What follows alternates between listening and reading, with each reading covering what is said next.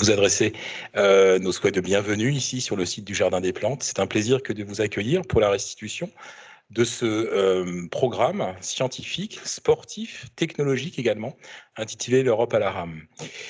Le Muséum national d'histoire naturelle est une institution qui est vieille de près de 400 ans. Et donc, à ce titre, elle a toujours eu pour ambition, grâce à des explorations, grâce à des expéditions, de faire en sorte que nous découvrions la nature proche ou lointaine, grâce à des chercheurs qui sont nombreux au muséum, qui sont tous éminemment excellents et qui nous apprennent énormément de choses et qui nous permettent, grâce à leurs travaux, d'enrichir nos connaissances sur le monde qui nous entoure, que celui-ci soit terrestre ou que celui-ci soit marin. Et lorsque Christophe est venu me voir pour parler de ce projet, qui me paraissait un peu fou au départ, j'ai tout de suite, malgré tout, été enthousiasmé et j'ai tout de suite, effectivement, été intéressé à ce que le Muséum national d'histoire naturelle, en tant qu'institution, soit partenaire de ce projet. Et au regard, effectivement, de ce que vous allez découvrir aujourd'hui, par l'intermédiaire de Christophe, mais par l'intermédiaire également des chercheurs du Muséum qui y ont pris part et que je remercie à nouveau, vous allez véritablement pouvoir comprendre que c'était un projet qui était intéressant et qui va nous servir, en tout cas je l'espère, de référence quant à la biodiversité donc des fleuves de notre continent européen. Bien entendu, cette action n'aurait jamais pu être mise en œuvre sans le concours de Françoise Breckmann et de la Fondation Iris, que je tiens à remercier tout particulièrement. Bien entendu, Christophe, qui est ici présent, et comme vous allez le découvrir et que vous l'avez sans doute déjà rencontré, je crois, oui, un personnage exceptionnel. Je voudrais également remercier mon équipe, t'as vu, hein, j'ai révisé, hein, t'as vu. Je voudrais également remercier toute mon équipe, notamment Maria Eugénia qui est ici présente et qui a beaucoup œuvré pour l'organisation à la fois d'Europe à la rame, mais également de cette journée plus particulièrement. Je remercie également le service du mécénat, Sylvia Paulin et sa collaboratrice ou ses collaborateurs qui sont ici. Merci infiniment pour votre précieux concours. Sans toutes ces personnes-là, ce que vous allez voir aujourd'hui et les résultats scientifiques qui vont vous être présentés n'auraient pu se tenir. Donc je voulais vraiment vous remercier toutes et tous de votre concours pour ce projet emblématique. Et je laisse bien entendu la parole à Françoise tout de suite pour nous dire quelques mots. Merci infiniment.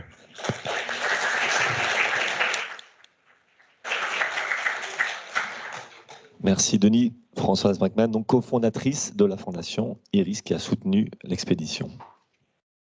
Bonjour à toutes et à tous. Je suis très heureuse de vous voir ici. L'Europe à la rame, quelle aventure!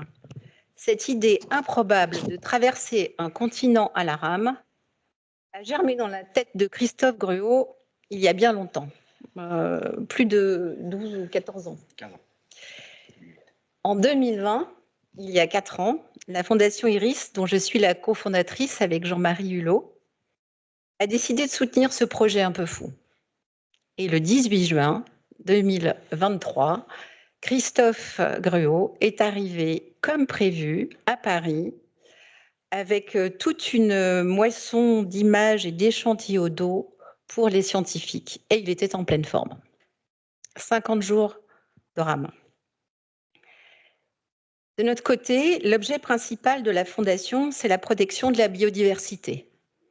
Et ici, notre intention était de mettre en lumière celle des rivières, qui sont aujourd'hui des espaces très fragilisés.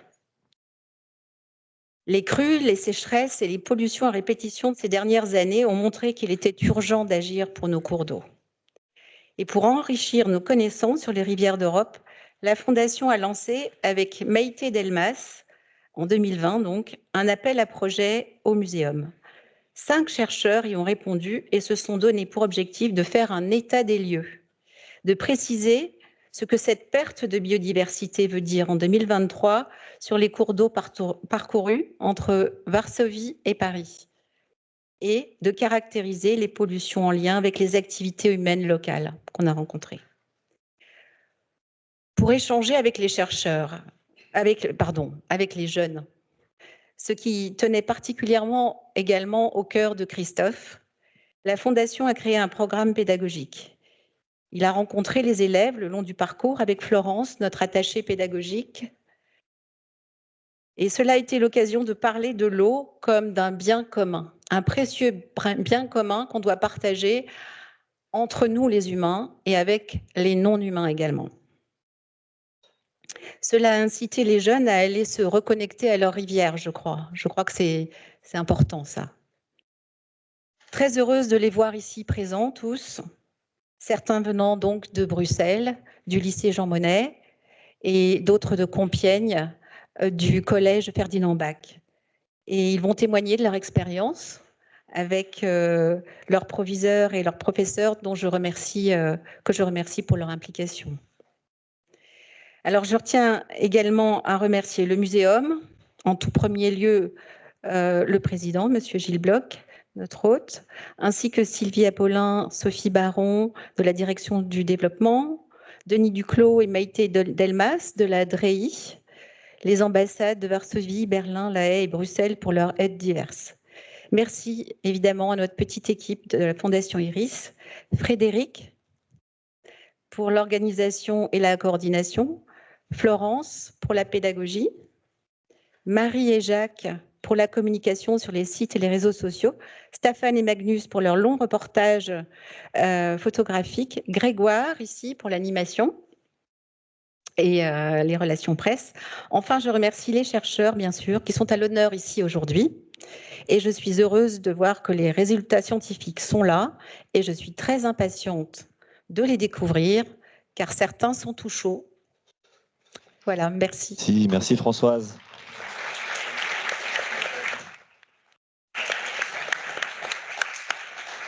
La parole désormais à Christophe Gruot, principal protagoniste de cette expédition, qui a ramé, qui est là avec nous aujourd'hui. Bonjour à tous, merci d'être venus. En effet, ça fait toujours plaisir de vous revoir, en partie pour certains. Donc l'Europe à la rame, c'était donc en effet, il y avait un rameur, mais en fait, il y avait deux gens qui ramaient, c'est-à-dire que Françoise a beaucoup ramé quand même sur le dossier. Merci Françoise. Voilà, sans elle, évidemment, je ne serais pas là avec vous. Première chose, évidemment, la participation du muséum, évidemment, ça permet de booster. Et avec les enfants en plus, ça donne encore plus envie d'aller jusqu'au bout pour vous donner déjà ce que nous, on constate aujourd'hui et ce que vous aurez, vous, plus tard. Ça sera à vous de faire le chemin pour essayer de savoir ce que c'est devenu tout ça. Voilà. Donc, merci à vous d'être venus. Ok. Alors, je vais vous proposer de vous rasseoir, puisque ça va être la place aux scientifiques. Donc, vous l'avez compris, au cours de son expédition, eh bien non, il y a une vidéo, n'est-ce pas? C'est parti. Cette vidéo va un peu, je vous imagine, résumer l'expédition.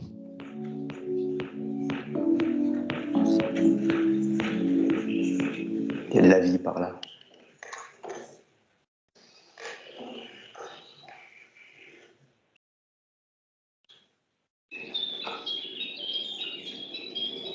Ça gazouille.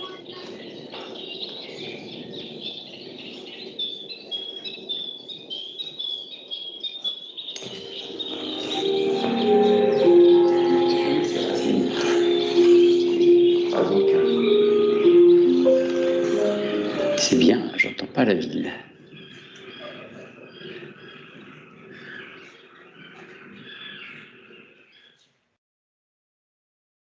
En fait, c'est cool. Il n'y a plus qu'à attendre. Je serai à Paris dans... je sais pas quand. Un jour.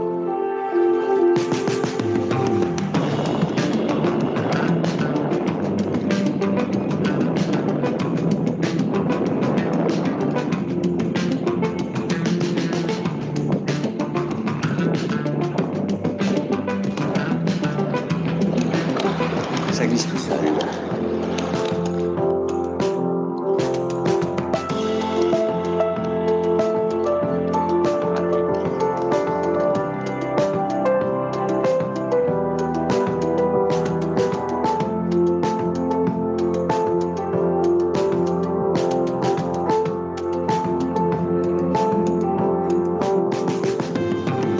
Alors, nous voici dans les entrailles de Paris. Qu'est-ce que l'on constate de beau? Ben voilà, il y a de la place.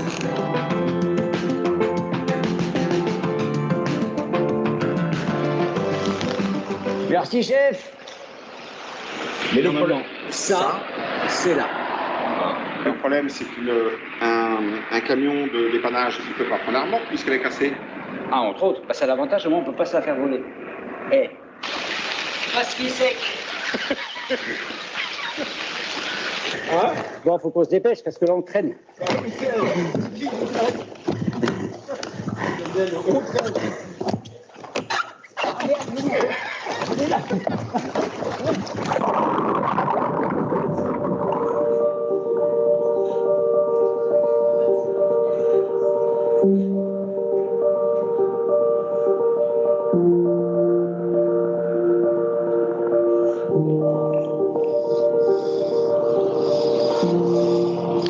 Voilà des puces de mer.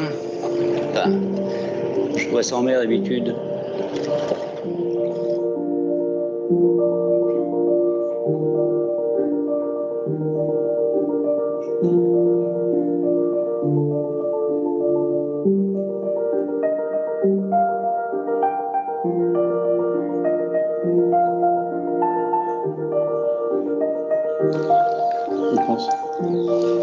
Là, il y a des micro-punaises. Dans son environnement. Si je regarde en macro, ça donne quoi? Alors, que voit-on de beau? Des coquillages, des coquillages, des coquillages. Toujours pas de plastique, hein? Un déchet? Allez, cherchons un déchet. Vu d'ici, rien.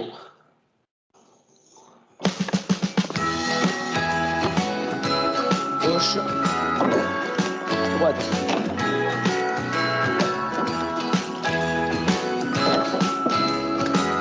Hop là. Ça, c'est une bouteille en plastique. Dégueulasse. Ça, c'est de l'apéro. Ok, ça, je suis dans 10 minutes. Pistolet à eau. Et en plus, il marche.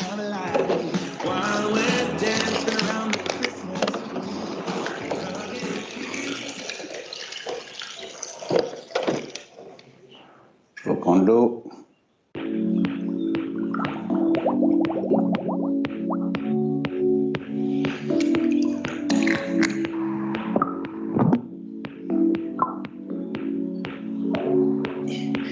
Je vérifie l'étiquette. Ça se termine par un 36, 436. Et là, j'ai 436. C'est tout bon. Allez, à l'eau.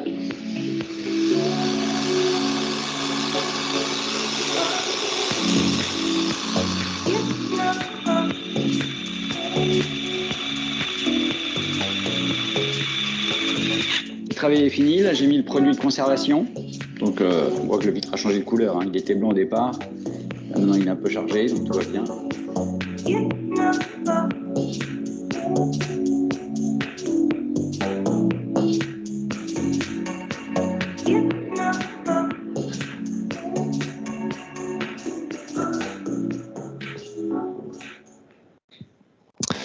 Super, merci Christophe.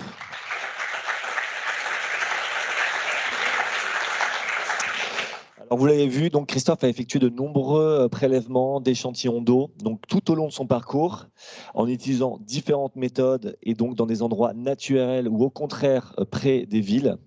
Ces échantillons ont ensuite été confiés aux 5 scientifiques du projet et depuis juin, ces derniers ont effectué de nombreuses analyses et aujourd'hui, ils nous livrent leurs premiers résultats. Donc pour cela, je vais inviter sur scène Vincent Prier, spécialiste des mollusques. Je synthétise. Eric Funton, spécialiste des poissons migrateurs.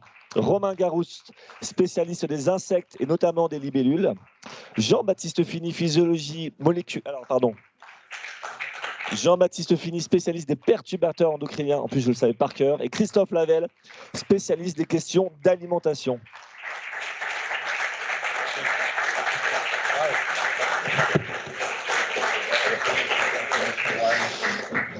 On dirait une équipe de basket, ils sont 5, la Dream Team du projet L'Europe à la rame.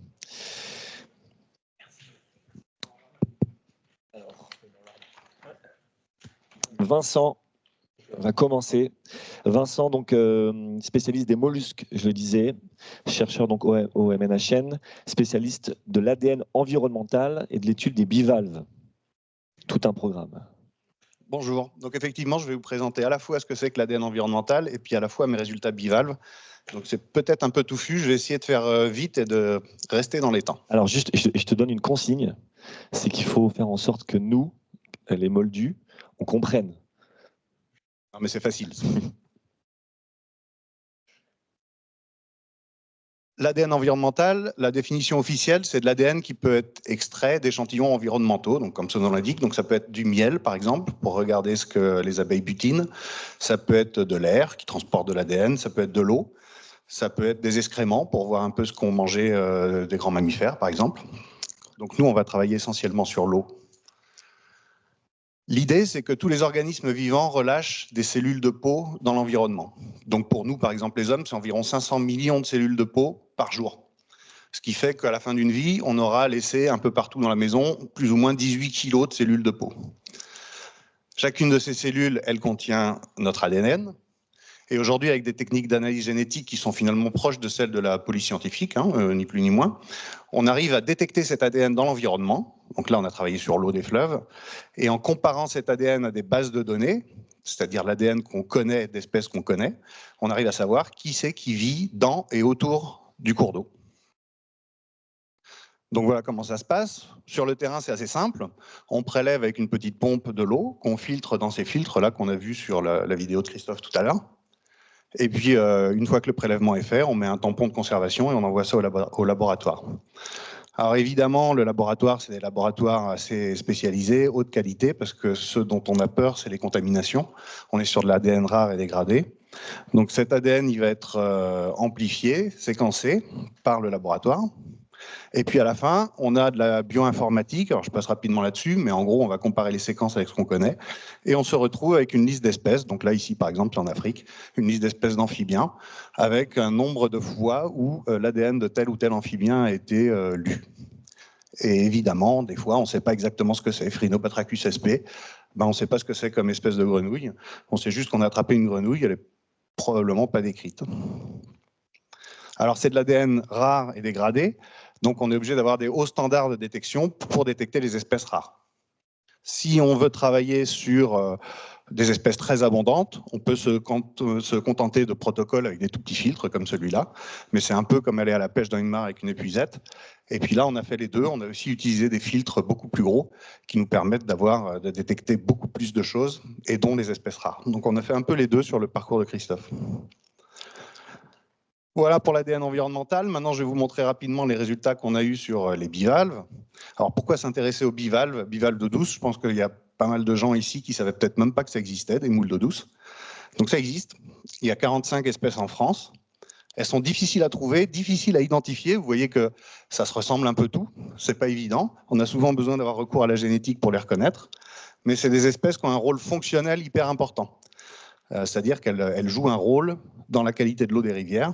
Elles ont un rôle, on parle d'ingénieurs écologiques. Il y a aussi des enjeux de conservation qui sont importants, puisque, comme chacun le sait, la qualité des cours d'eau, en particulier des eaux douces, a beaucoup dégradé, c'est beaucoup dégradé en Europe, et elles en sont les premières victimes. Donc au bon vieux temps, voilà ce qu'on pouvait trouver dans une rivière.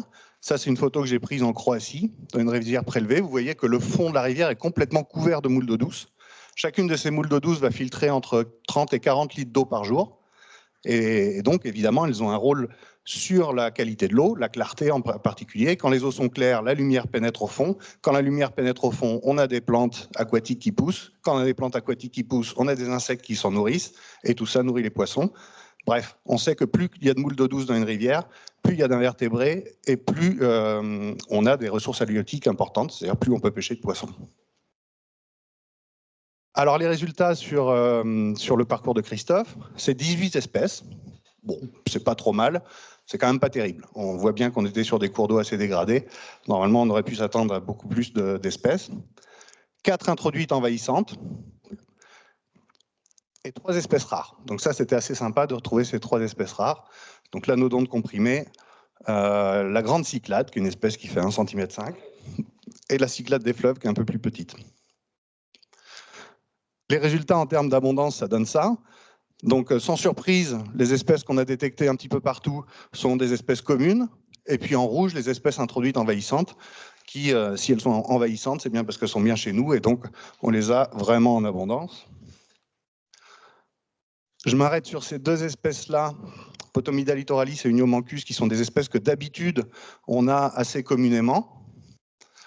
Et en fait, si on regarde la carte de répartition à l'échelle de l'Europe, qui est un petit peu tronquée ici, ben on voit qu'on est en limite d'air. Et ces deux espèces, on les a trouvées uniquement à la Défense, donc vraiment au nord de leur aire de répartition. C'est assez sympa.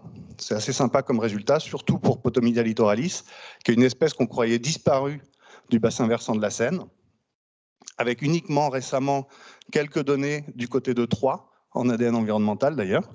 Et donc là, on la retrouve au niveau de la Défense. C'est vraiment un résultat qui est intéressant. C'est une espèce qui est évaluée en danger par les UCN. Les espèces rares dont je parlais tout à l'heure, Spherium rivicola, Pseudonodonta complanata et Spherium solidum. L'anodonte comprimé, en hachuré, c'est l'aire de répartition qu'il y avait en France au début du siècle, d'après la littérature. Elle était présente partout, sauf en gros dans les Alpes et la région méditerranéenne. Et aujourd'hui, avec un effort d'échantillonnage intensif en ADN environnemental, donc là c'est les points blancs que vous voyez ici, eh ben on voit qu'elle a complètement disparu du sud de son aire de répartition. Elle est aujourd'hui limitée au nord-est de la France.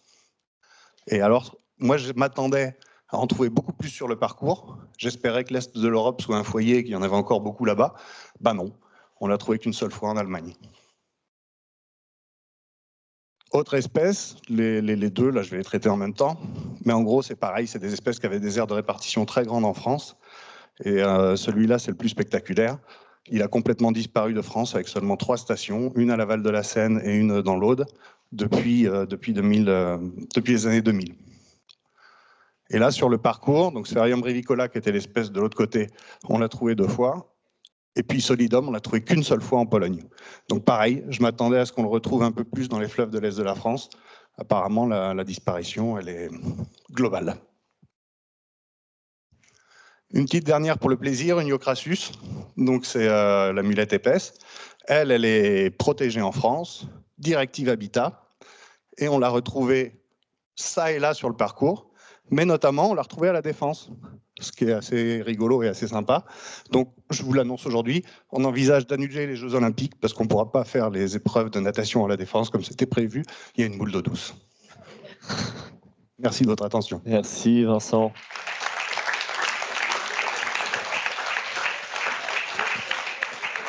Il se passe des choses insoupçonnées à la Défense.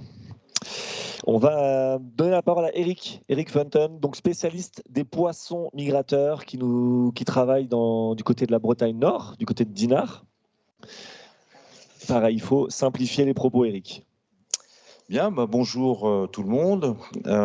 J'enchaîne tout de suite, puisqu'on a un timing à respecter. Donc, moi, je vais vous parler de poissons. Et en fait, l'hypothèse que l'on faisait, le long du parcours, c'est que vous voyez chaque couleur qu'on observe ici correspond à ce qu'on appelle des bassins versants, c'est-à-dire c'est l'ensemble des rivières qui s'écoulent jusqu'à l'estuaire vers la mer. Donc vous voyez, on se disait que le long de ce parcours, on aurait sans doute des communautés de poissons. Une communauté de poissons, c'est un ensemble d'individus qui appartiennent à des espèces différentes. Donc on se disait qu'on aurait des communautés différentes d'est en ouest, puisque là, le cours d'eau se jette dans la mer Baltique, ici dans la mer du Nord, et la Seine se jette dans la Manche. Donc on se disait qu'on allait avoir des différences.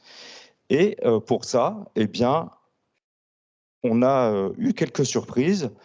Alors le premier résultat, c'est que vous voyez, on a eu un certain nombre d'espèces, mais qui se décomposent un petit peu d'une manière différente, c'est-à-dire qu'elles ont des rôles et des cycles biologiques différents. Les espèces diadromes, ce sont les grands migrateurs, comme l'anguille qu'on a vu ici, le saumon, les sturgeons, les aloses, les lamproies. Tous ces poissons sont obligés de passer une partie de leur cycle biologique en mer et une autre en rivière. Alors, il y a 2 catégories de diadromes. Il y a ceux qui pondent en mer et grandissent en rivière, comme l'anguille, et il y a ceux qui font l'inverse, qui pondent en rivière et qui grandissent en mer, comme le saumon. Alors, on s'est dit aussi quelle sera la quantité d'espèces introduites. On en a 13 au total. Et puis, on a un certain nombre d'espèces qui sont présentes au moins dans plus de 4 sites. Et les espèces rares, elles sont présentes seulement dans 1 ou 2 sites. Alors, si on regarde, afin d'analyser ces résultats, on s'est dit la différence qu'on observera entre les sites peut être liée à plusieurs facteurs.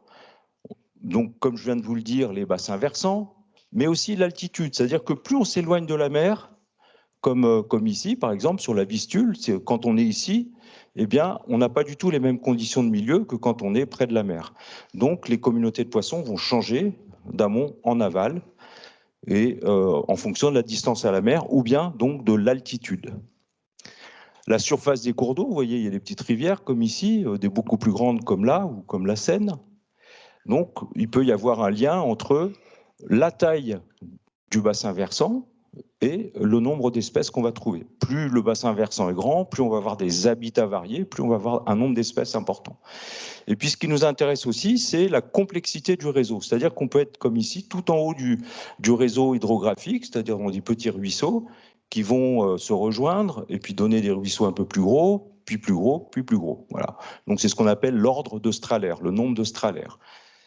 Et puis, on s'intéresse aussi aux pressions humaines. Donc, en gros, on s'est intéressé sur tout ce territoire à caractériser la densité de la population humaine. C'est-à-dire que l'hypothèse, c'est que quand on est en ville, eh bien, normalement, on va avoir moins de poissons parce que forcément, quand vous regardez un fleuve dans le centre-ville, en général, il est canalisé, donc il n'y a pas beaucoup d'habitat.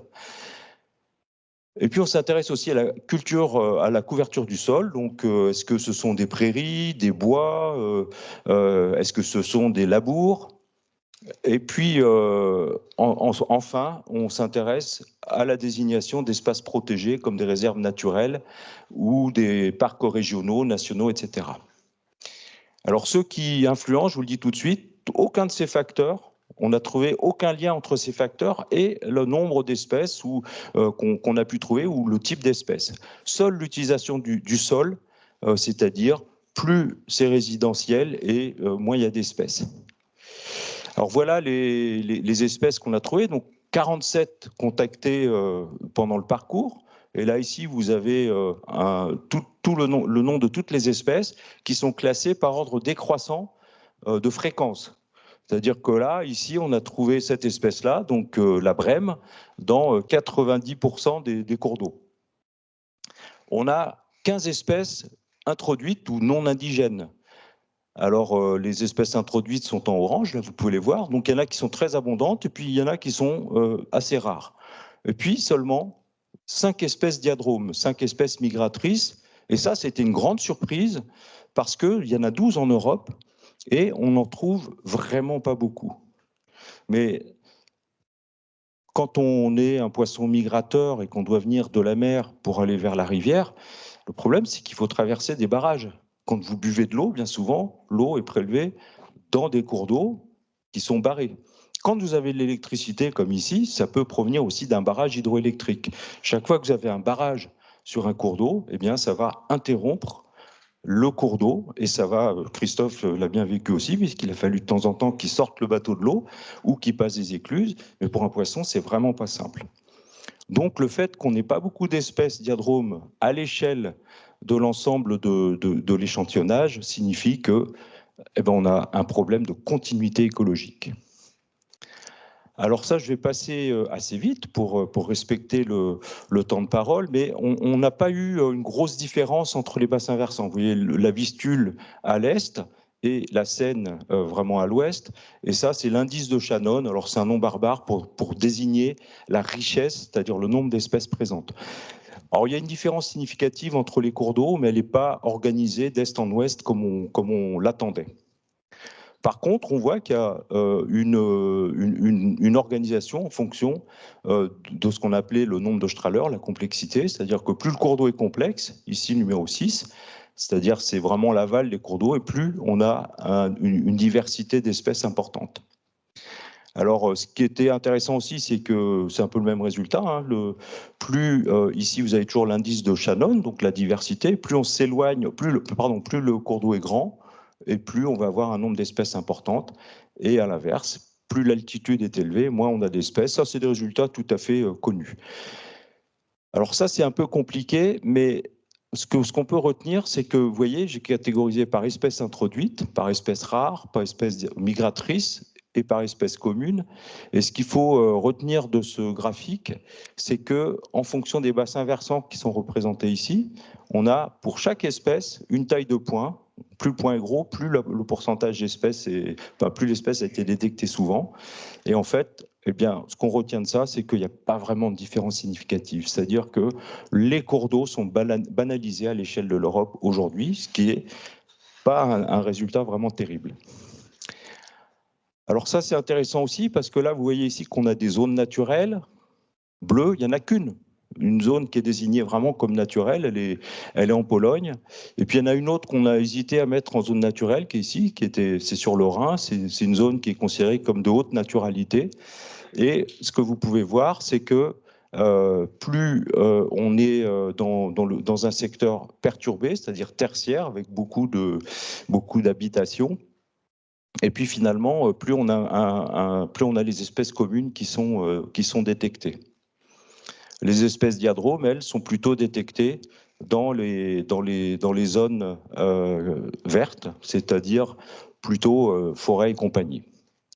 Donc, il y a bien une relation entre l'habitat et la diversité spécifique. Enfin, ça je vais passer pour garder le temps de parole.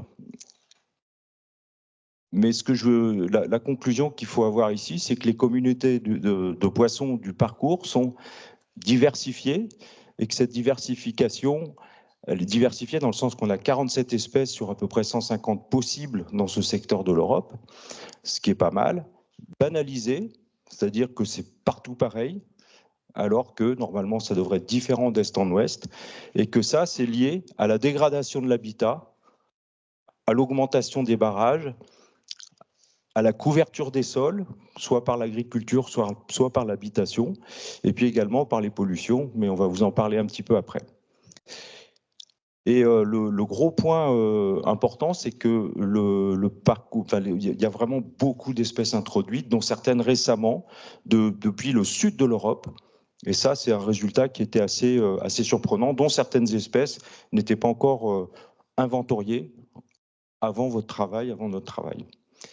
Voilà, mais les poissons sont merveilleux et sont indicateurs de la qualité de l'habitat. Merci. Merci Eric. Avant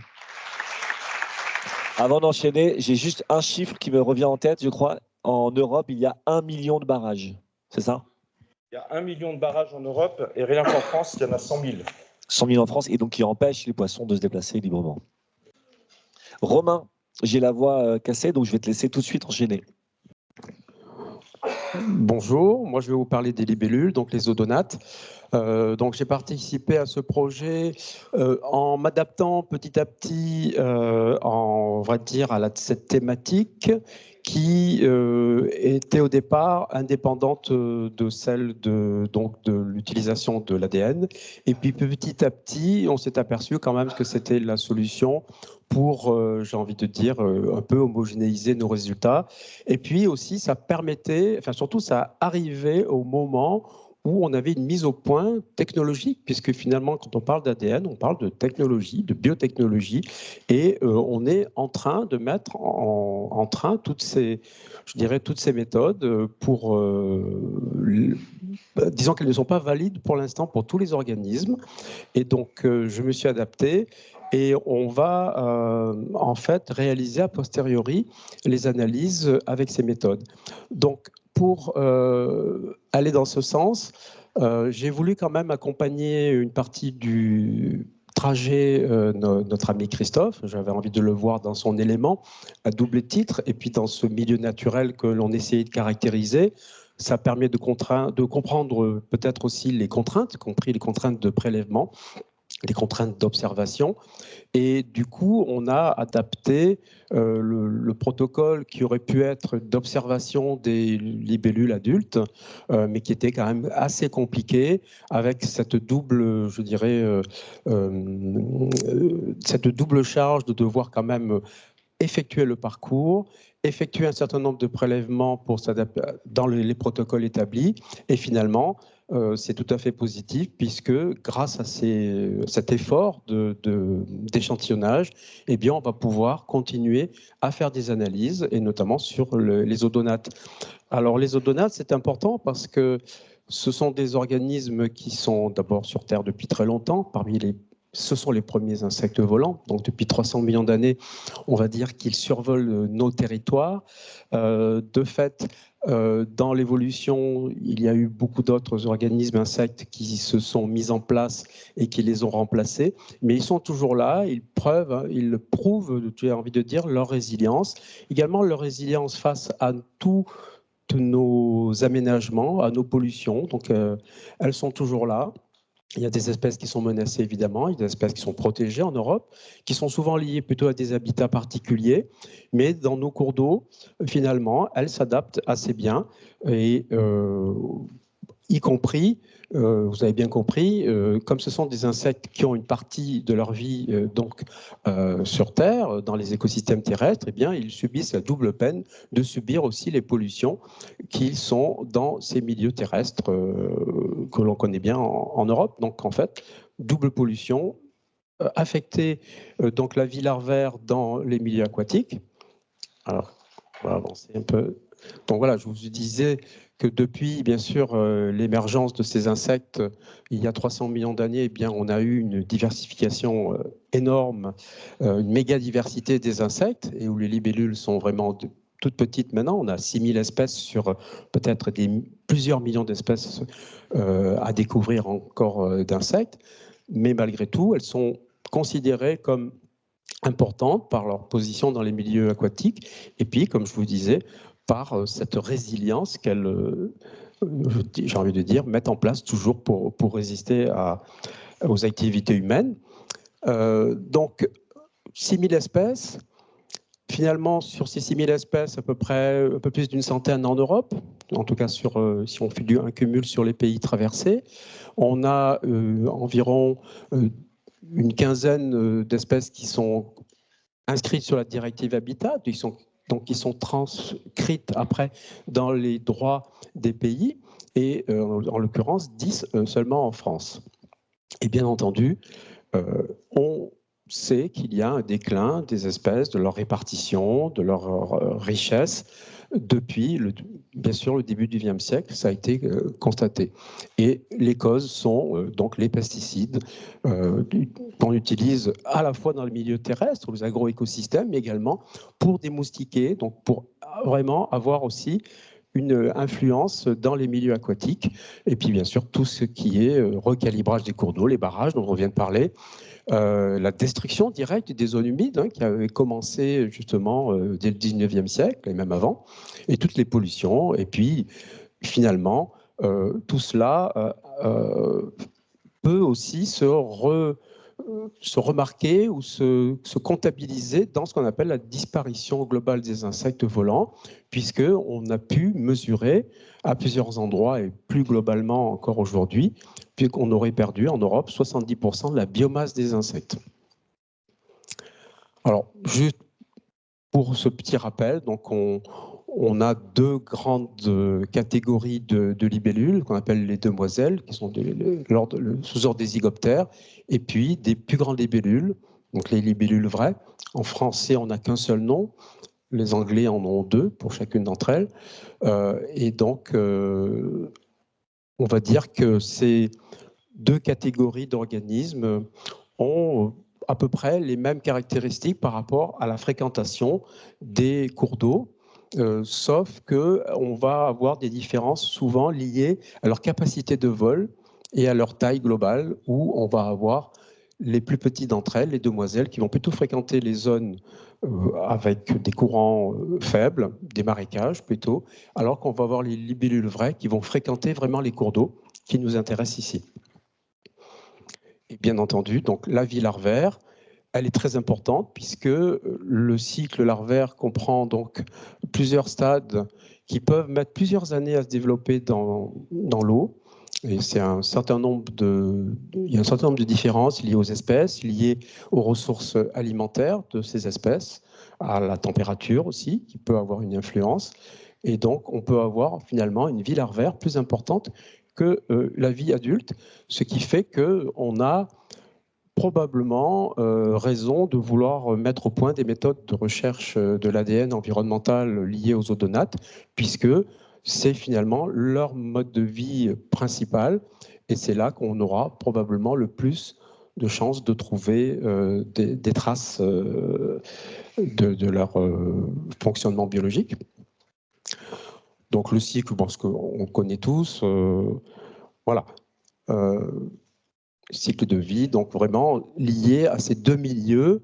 Il faut savoir que des fois, il y a certaines espèces qui vivent donc leur période adulte relativement loin des cours d'eau. Elles ne sont pas forcément liées au milieu de ripisylves et des milieux donc, terrestres liés aux cours d'eau. Elles peuvent vivre assez loin et ont bien sûr besoin de l'eau pour se reproduire.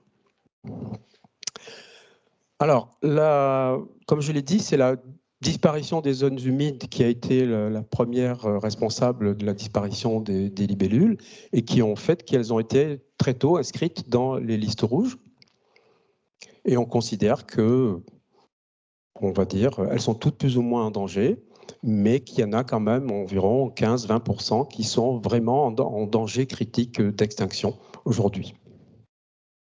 Bon, je vais passer là-dessus. Donc, vous voyez, toutes les catégories qui ont été classées par l'UICN et qui concernent nos libellules.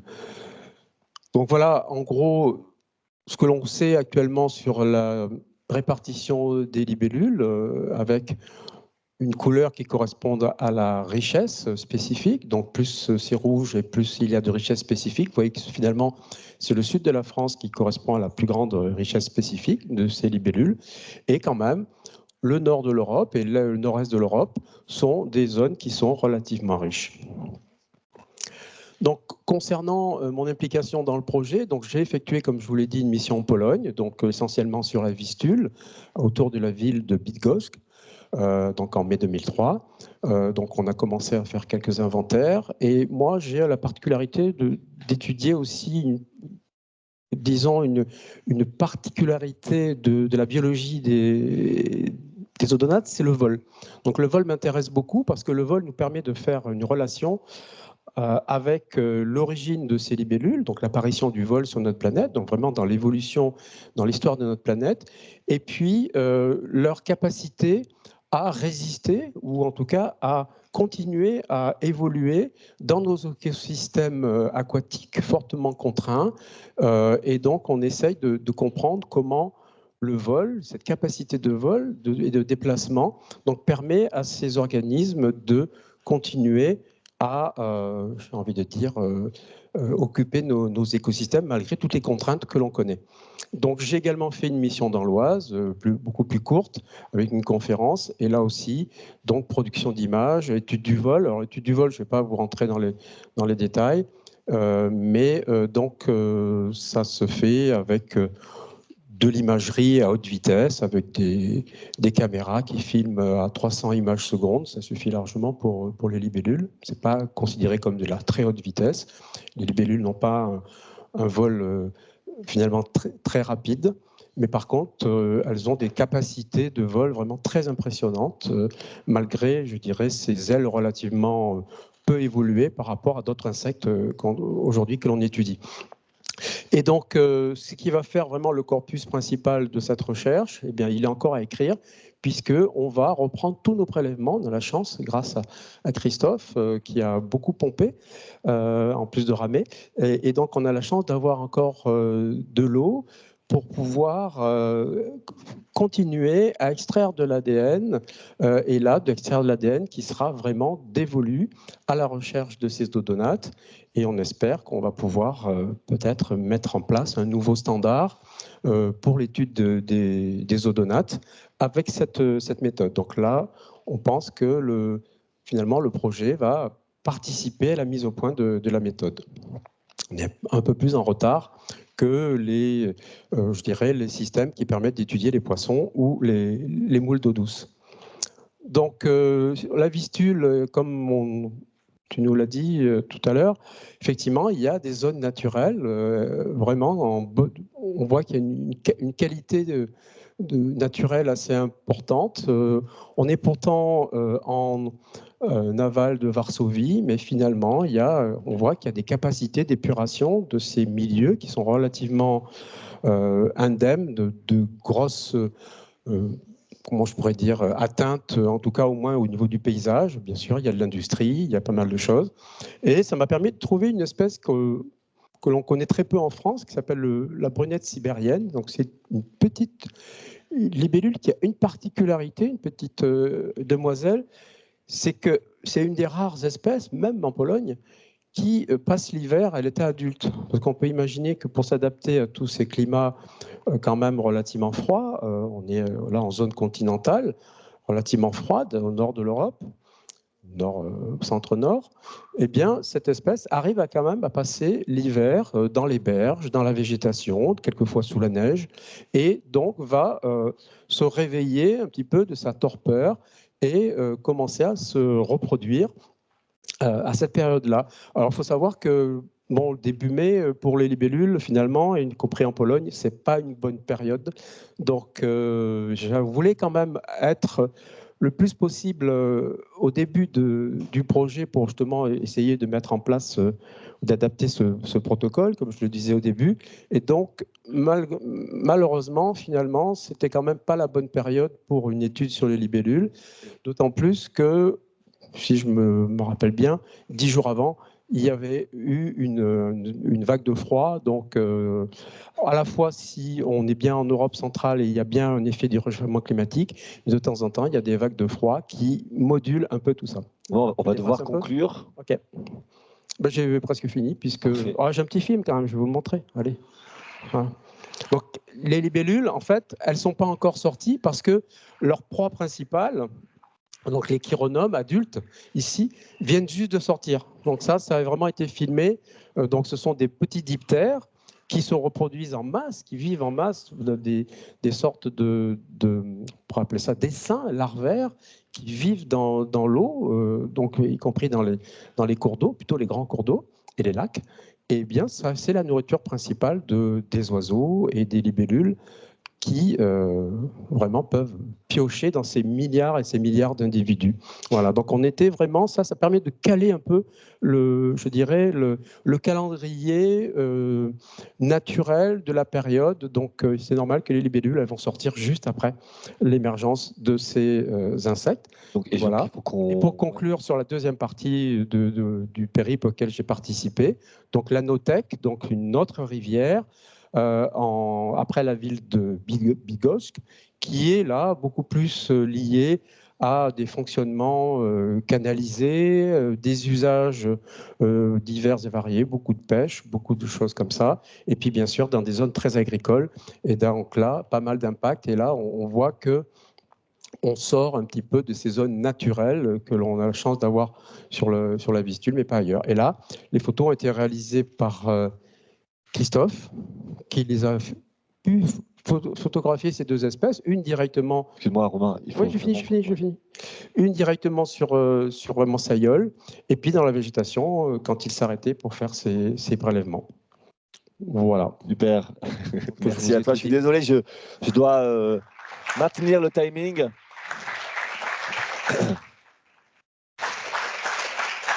Et pour laisser la parole notamment à Jean-Baptiste Fini, qui se lève et qui est donc un spécialiste des perturbateurs endocriniens, il va nous expliquer ce que c'est. Alors, je ne vais pas vous expliquer ce que sont les perturbateurs endocriniens, enfin si, vite fait. Mais nous, on s'est intéressé dans ce projet à regarder si finalement ce qui allait décrire la biodiversité avec l'ADN environnemental pouvait aussi avoir, enfin si on voyait des espèces qui disparaissaient, est-ce qu'il n'y avait pas aussi une pollution?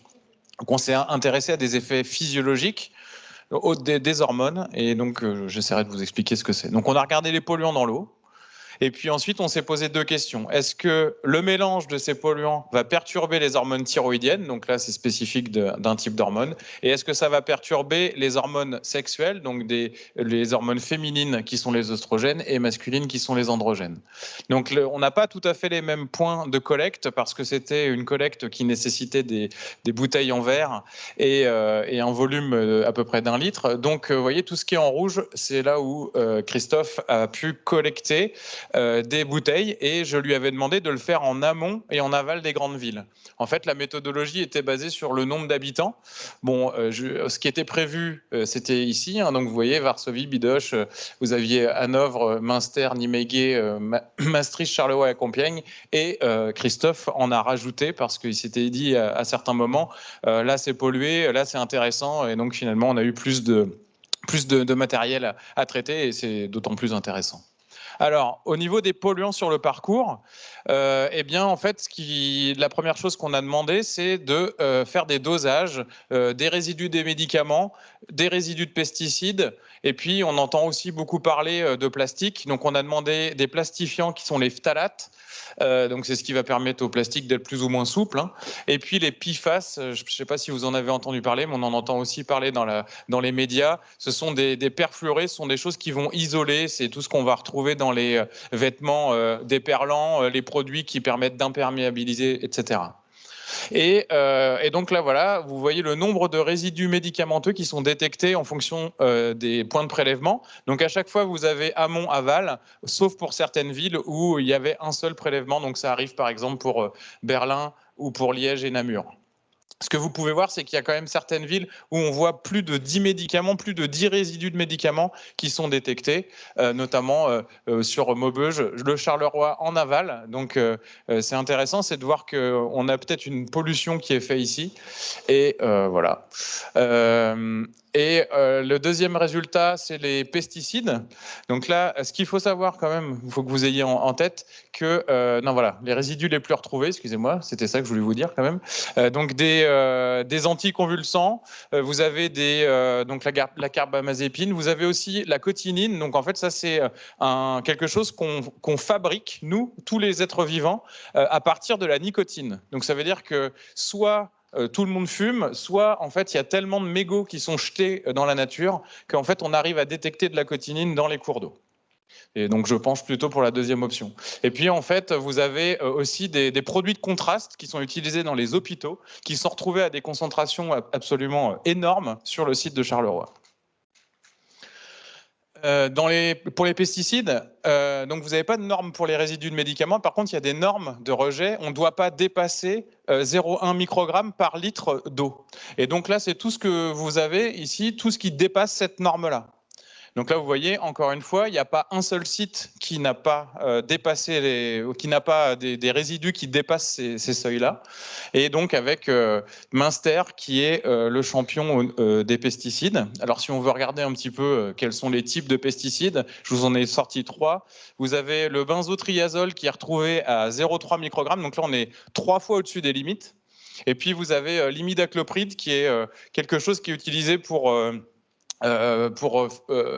empêcher, en fait, c'est utilisé dans les maïs de Monsanto, par exemple, et ça va se retrouver, ça a pour conséquence d'être néfaste pour les abeilles. Et puis vous avez de l'atrazine, ça je vous l'ai noté parce qu'en fait c'est interdit normalement. Donc il y a de l'atrazine qui est retrouvée. Et puis je vous ai fait un graphique spécifique pour l'AMPA parce que c'est le métabolite du glyphosate. Le glyphosate, on en entend beaucoup parler. C'est un produit qui est controversé, qui vient d'être réautorisé pour 10 ans. Et ce qui est intéressant en fait, c'est que vous voyez ici, en fait, on a tous les sites allemands. Donc là, si on part de Varsovie, du bas, tous les sites allemands, on ne détecte pas de glyphosate. En tout cas, on ne détecte pas le produit de dégradation. Et on a, sur la fin du parcours, sauf sur Compiègne, on a une grosse quantité de ce métabolite-là. Et donc pour les conclusions autres que ça, c'est qu'on n'a pas détecté de perfluoré. Donc là, je suis étonné, mais peut-être peut-être on n'a pas prélevé assez. En tout cas, c'est plutôt une bonne nouvelle s'il n'y en a pas. Et on a détecté aussi du bisphénol S. Donc, c'est un plastique. En fait, c'est quelque chose qui se détache du plastique avec un seul site à Berlin. Et ce qui m'a étonné aussi, c'est de voir que finalement, les villes n'étaient pas forcément polluantes. On avait même des sites où on avait moins de nombre de pesticides ou de médicaments après la ville. Et donc, peut-être que la ville contribue avec le système de purification d'eau pour la potabilité. Ça contribue en fait à dépolluer un petit peu l'eau. Le deuxième aspect qu'on a voulu faire, c'était de regarder les hormones. Alors, les hormones, pour faire simple, ce sont des messagers chimiques. Donc, ce sont des SMS que vont s'envoyer les organes les uns avec les autres. Parce qu'ils ne peuvent pas bouger, mais ils doivent communiquer. Donc, ces hormones-là, elles ont des rôles spécifiques. Et notamment, la thyroïde, l'hormone de la thyroïde, ça va nous permettre de développer notre cerveau. Mais pour la grenouille, ça va lui permettre de passer du tétard, donc de se métamorphoser du tétard en grenouille. Pour certains poissons, ça va aussi permettre de devenir tout plat. Donc, en fait, on a ce qu'on appelle des perturbateurs endocriniens, c'est ce qui va perturber les hormones. Donc, imaginons, c'est un spam dans votre téléphone si on considère ces messages-là. Et ça peut avoir des impacts sur la physiologie, c'est-à-dire le bon fonctionnement de notre organisme, de l'organisme des poissons ou même des invertébrés. Et donc, on peut avoir des produits qui vont, s'ils perturbent les hormones, bloquer la métamorphose ou changer le sexe des poissons. Et du coup, après, en fait, il y a un problème parce qu'on a une survie des espèces qui peut être menacée. On utilise des tests qui sont réglementaires, je ne vais pas vous embêter avec ça, juste pour que vous ayez en tête que ce sont des super grenouilles ou des super poissons, puisqu'ils ont un gène supplémentaire, ce qui permet de voir l'invisible. Finalement, quand on a une hormone qui agit dans notre corps, on ne le voit pas. Là, on le voit parce qu'en fait, on va avoir une protéine qui devient fluorescente. Donc, on a une protéine fluorescente qui va être émise là où l'hormone agit. Donc là, par exemple, c'est ce qu'on a comme tétard de Xénope. C'est une grenouille qui vient d'Afrique du Sud.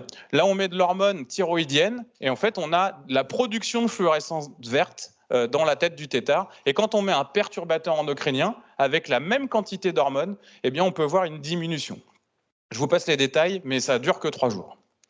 Et donc, ce qu'on a pu voir, c'est que finalement, on avait des perturbateurs thyroïdiens dans quelques sites. On en a vu à Berlin, on en a vu sur l'amont de Maastricht ou dans le canal à Maastricht et aussi à Charleroi et à Maubeuge.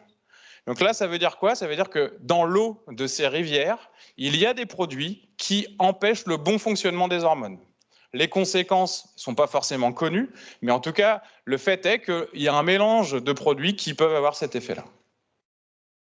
On a un deuxième test, et après je ne vous montrerai pas le troisième, mais là, c'est pour regarder l'impact des hormones masculines, donc la testostérone. En fait, cette testostérone va se lier à des petites protéines spécifiques et activer cette fluorescence comme tout à l'heure. Là, vous voyez ici, ça se fait ici. Vous avez une production de verre dans les reins en fait, de ces petits poissons. Et donc, ce qu'on a pu voir, en fait, c'est que là, on avait, alors je fais une inversion, Bidoche, Berlin, Charleroi et Compiègne, qui contenaient toutes des produits qui perturbent les hormones masculines. Donc, j'ai fait un tableau récapitulatif et j'ai flagué en rouge, en fait, ce qui pouvait être problématique au niveau des os. Donc là, vous voyez, en fait, j'ai considéré qu'à partir du moment où on avait 2 fois quelque chose qui était rouge, c'était pas bon. Donc, j'ai considéré les tests physiologiques. Donc, ça, c'est ce que vous venez de voir. Ça aussi, et puis ça, vous ne l'avez pas vu. Mais en fait, tout est positif. On a quelque chose qui est assez incompréhensible. C'est que toutes les eaux donnent un effet anti-hormones féminines. Et donc, vous voyez qu'on a quelques produits, quelques eaux qui peuvent poser problème. Maastricht, notamment, Charleroi en aval, Maubeuge ou Compiègne en amont. Donc voilà, pour conclure, en fait, on a vu qu'il y avait des résidus de médicaments, il y avait des résidus de pesticides dans tous les sites qui ont été prélevés, qu'on n'avait pas plus de polluants en aval en fait qu'en amont. Donc on avait peut-être même certaines villes qui pouvaient dépolluer. Et puis on a que certaines eaux qui vont perturber le bon fonctionnement des hormones thyroïdiennes, d'autres qui peuvent perturber les hormones masculines. En tout cas, on peut s'interroger sur l'impact de la biodiversité. Et donc là, il serait intéressant de croiser justement nos résultats pour pouvoir faire des corrélations. Et puis enfin, la question qu'on se pose, c'est est-ce qu'il y a des microplastiques dans ces eaux? Alors peut-être que la quantité récoltée ne suffit pas, mais on a fait des essais, et donc c'est en cours d'analyse. Donc suite au prochain épisode. Merci Jean-Baptiste. Et notre dernier scientifique, Christophe Lavelle, spécialiste des questions d'alimentation. Oui, on va finir par la cuisine. Parce qu'on a parlé poissons, mollusques, etc. et polluants chimiques. Il faut savoir que tout ça, ça se finit dans nos assiettes. Et on va voir pourquoi des fois c'est une bonne chose, d'autres fois peut-être un peu moins. Notamment quand il s'agit des perfluorés. Donc, alors la cuisine aquatique, je précise, c'est pas de la cuisine à l'eau, c'est pas de la cuisine bouillie, ça c'est pas très intéressant. C'est la cuisine de tout ce qui sort de l'eau.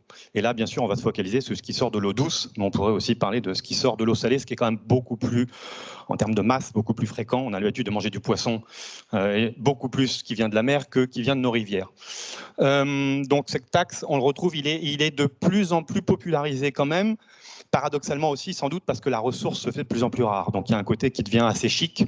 Notamment ici, vous avez l'épreuve du Bocuse d'Or France, remportée par Paul Marcon en 2023. Donc il va concourir pour le Bocuse mondial en 2025. Et c'était toute une recette autour de la truite. Déclinaison de chou-fleur, fleur de cistre et compagnie, très bien. Donc on voit que la truite est à l'honneur, truite de montagne, bien entendu. Et beaucoup plus récemment, c'est-à-dire ce lundi, il y avait la remise des étoiles Michelin qui se passait à Tours. Et lors de cette grande remise, il y a le repas organisé par un chef doublement étoilé, Christophe Hay, et donc qui proposait dans son menu, servi à tous les chefs venus de toute la France, de la ventrèche de silure de Loire, fumée, chou blanc, amarante. Amarante de Berry, amarante, c'est un peu comme la quinoa, c'est même famille. Et il y a une production dans le Berry qui est assez exceptionnelle, mais là surtout, vous avez une ventrèche de silure. Donc ça veut dire qu'il y a vraiment, ce sont des plats qui sont servis lors de, ou préparés lors d'événements absolument exceptionnel. Après, si vous allez chez Christophe Hay, vous avez tout un tas dans ces menus de produits qui tournent autour justement de ce qui sort de la Loire. En l'occurrence, c'est un des grands spécialistes de la cuisine de Loire. Alors, vous avez bien sûr du caviar qui est cultivé en Sologne, un grand lieu de production du caviar qui concurrence caviar de l'Est. Des mulets, parce que les mulets sont aussi des espèces migratrices. De l'anguille, très controversé à l'heure actuelle parce qu'il y a toute une campagne autour du fait que l'anguille est en danger, donc il faudrait éventuellement arrêter de la consommer. Le silure, dont on va reparler. Et puis, on voit une carpe. Alors la carpe, c'est vrai que là, on tombe sur des enjeux culturels. On a tendance à considérer que la carpe est un produit plutôt des pays de l'Est, mais elle est présente partout dans les cours d'eau. Et c'est vrai qu'on n'a pas cette culture aujourd'hui de consommer de la carpe chez nous. Quand je dis on l'a pas, c'est qu'on l'a perdue.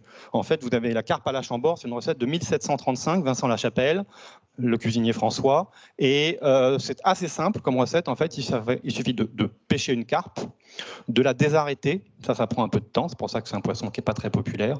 Et une fois qu'on a bien désarrêté la carpe, on l'ouvre en deux pour la farcir avec tout ce qu'on a. Et dans la recette, donc, elle s'évoque tout ce qu'il y avait, c'est-à-dire qu'il y avait des truffes, il y avait des écrevisses, il y avait du pigeon, il y avait des foie gras, et on met tout ça à l'intérieur de la carpe, on en laisse un peu autour, et c'est ça une carpe à la Chambord. Ça prend un peu de temps, mais c'est assez... Et puis on fait une sauce au vin, parce qu'on est quand même au bord de la Loire. Ça veut dire qu'en fait, quand on va manger ce qui sort de l'eau, bien sûr, on a tendance à penser aux poissons, mais pas que. La biodiversité va au-delà de ça, bien entendu.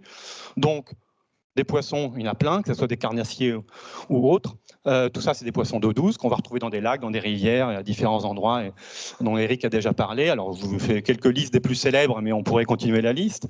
On va bien sûr tomber sur des crustacés, éventuellement. Pardon, ça, c'est pas un crustacé, ça, c'est du poisson pourri. C'est-à-dire que les poissons, on peut les manger en filet.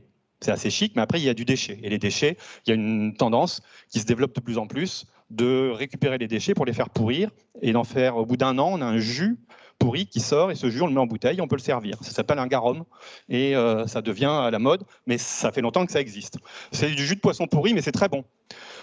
Donc voilà, ça, c'est des écrevisses. Alors ici, c'est l'écrevisse américaine qui pose un problème parce que voilà, c'est dans la Loire, on connaissait les écrevisses à pattes blanches qui sont des écrevisses autochtones et puis elles sont de plus en plus remplacées par d'autres types. Alors les fameuses moules, évidemment, ça, les mulettes, on ne les consomme pas parce que, comme l'a très bien dit Vincent, c'est des organismes filtreurs et on n'a pas forcément envie de consommer tout ce que ces moules ont filtré, notamment après avoir entendu tout ce qu'il y avait dans ces eaux. Des insectes, donc les odonates, il y a une culture de consommation d'insectes, pas en France parce qu'on l'a perdu, mais vous allez en Indonésie, vous allez en Amérique du Sud, Amérique centrale, Mexique, ils mangent énormément donc de libellules au stade larvaire ou au stade adulte, mais on pourrait remettre ça à la mode. On pourrait manger des castors. Alors c'est pareil, il y a des enjeux autour de ça. Les castors sont des espèces invasives dans pas mal d'endroits. Vous prenez par exemple l'Argentine, En 1950, il y a eu 3 couples de castors qui ont été introduits. Aujourd'hui, il y a 100 000 couples. C'est un peu comme les lapins. Et donc, il y a une vraie problématique qui consiste à dire, en fait, il faut les bouffer. Parce que, voilà. Et donc, il y a plein de recettes de castors qu'on trouve beaucoup au Canada, parce qu'ils sont des grands consommateurs de castors. Ça se mange très bien. Le foie est très riche en vitamine A. Alors, je vous alerte quand même, si vous voulez cuisiner le castor chez vous, le foie est un peu chargé en cadmium. Donc, il a été établi qu'il ne faut pas manger plus de 34 foies de castor par an. Voilà. C'est d'après les règles canadiennes. Les grenouilles, on peut bien sûr manger des grenouilles.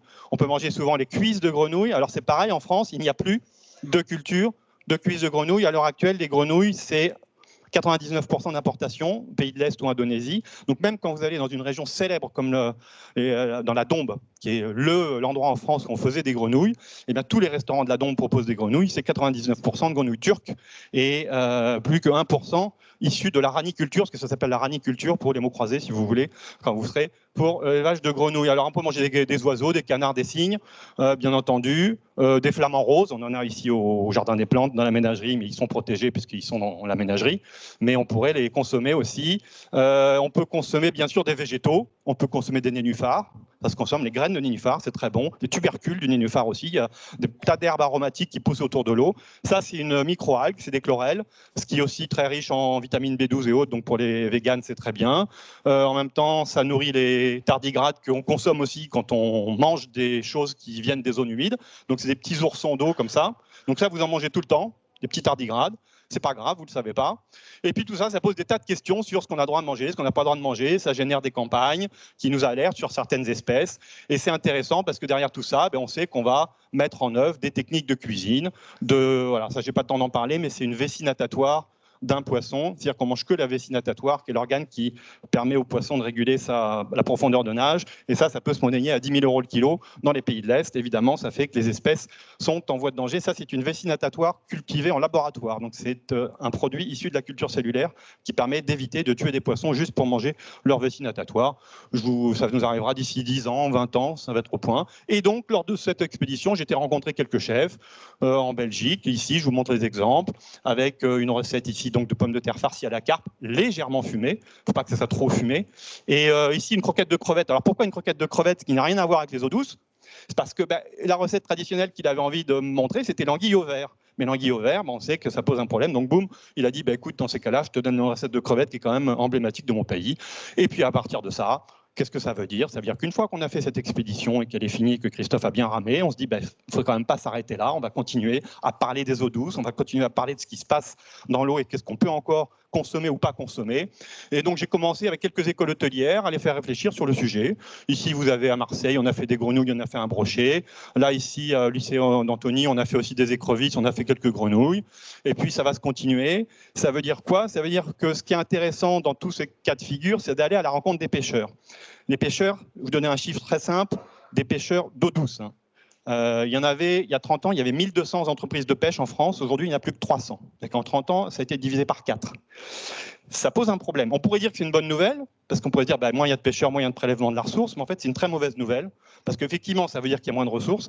Mais en même temps, la grande différence entre les eaux douces et les eaux salées, c'est que les pêcheurs d'eau douce, et ça Eric pourra en témoigner, c'est aussi des gens qui très souvent sont des principaux acteurs de préservation de l'écosystème, d'action pour faire sauter des barrages, pour intervenir auprès des comités départementaux, régionaux, etc. C'est-à-dire qu'en eau douce, en pêche de proximité, les pêcheurs sont aussi des acteurs de sauvegarde de la ressource, ce qui n'est pas le cas des gros bateaux en mer qui vont juste prélever et qui ont rarement autant d'interaction avec les scientifiques que les pêcheurs d'eau douce. Voilà, je vous remercie.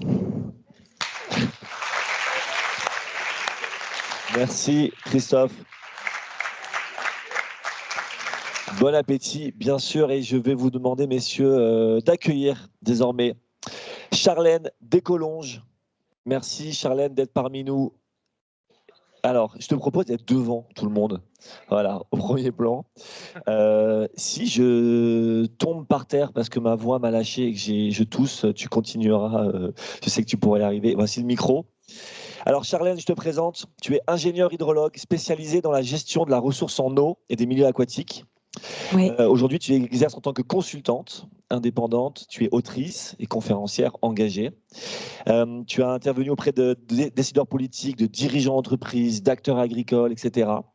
Et tu as une association qui s'appelle Hydrologie Régénérative, avec pour objectif de restaurer le cycle de l'eau à l'échelle des territoires pour améliorer leur résilience face aux sécheresses, aux inondations et à l'érosion.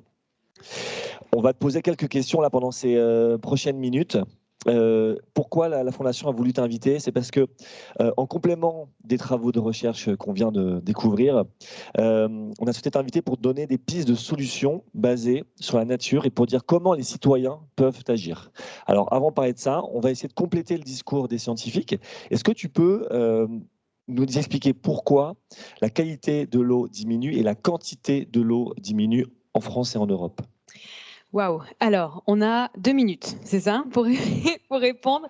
Déjà, bonjour à toutes et à tous et merci pour ces résultats qui sont passionnants. Avec Françoise, on était là, mais c'est d'une richesse et je ne sais pas si vous mesurez la chance qu'on a d'avoir un tel savoir, une chance d'avoir ces résultats. C'est déjà une première piste de solution en soi. On agit quand on est en capacité de comprendre. Et là, ce qu'on vient de voir, c'est effectivement des milieux qui sont dégradés pour tout un tas de raisons que je vais vous un peu expliquer pour parfaire le constat avant de parler de solutions.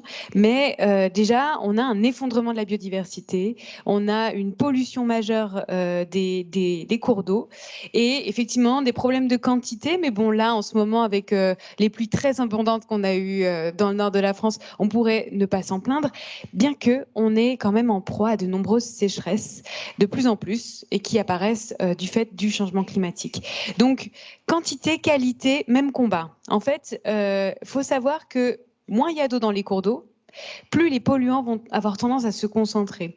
Donc cet effet-là peut être très problématique pour des questions de santé environnementale.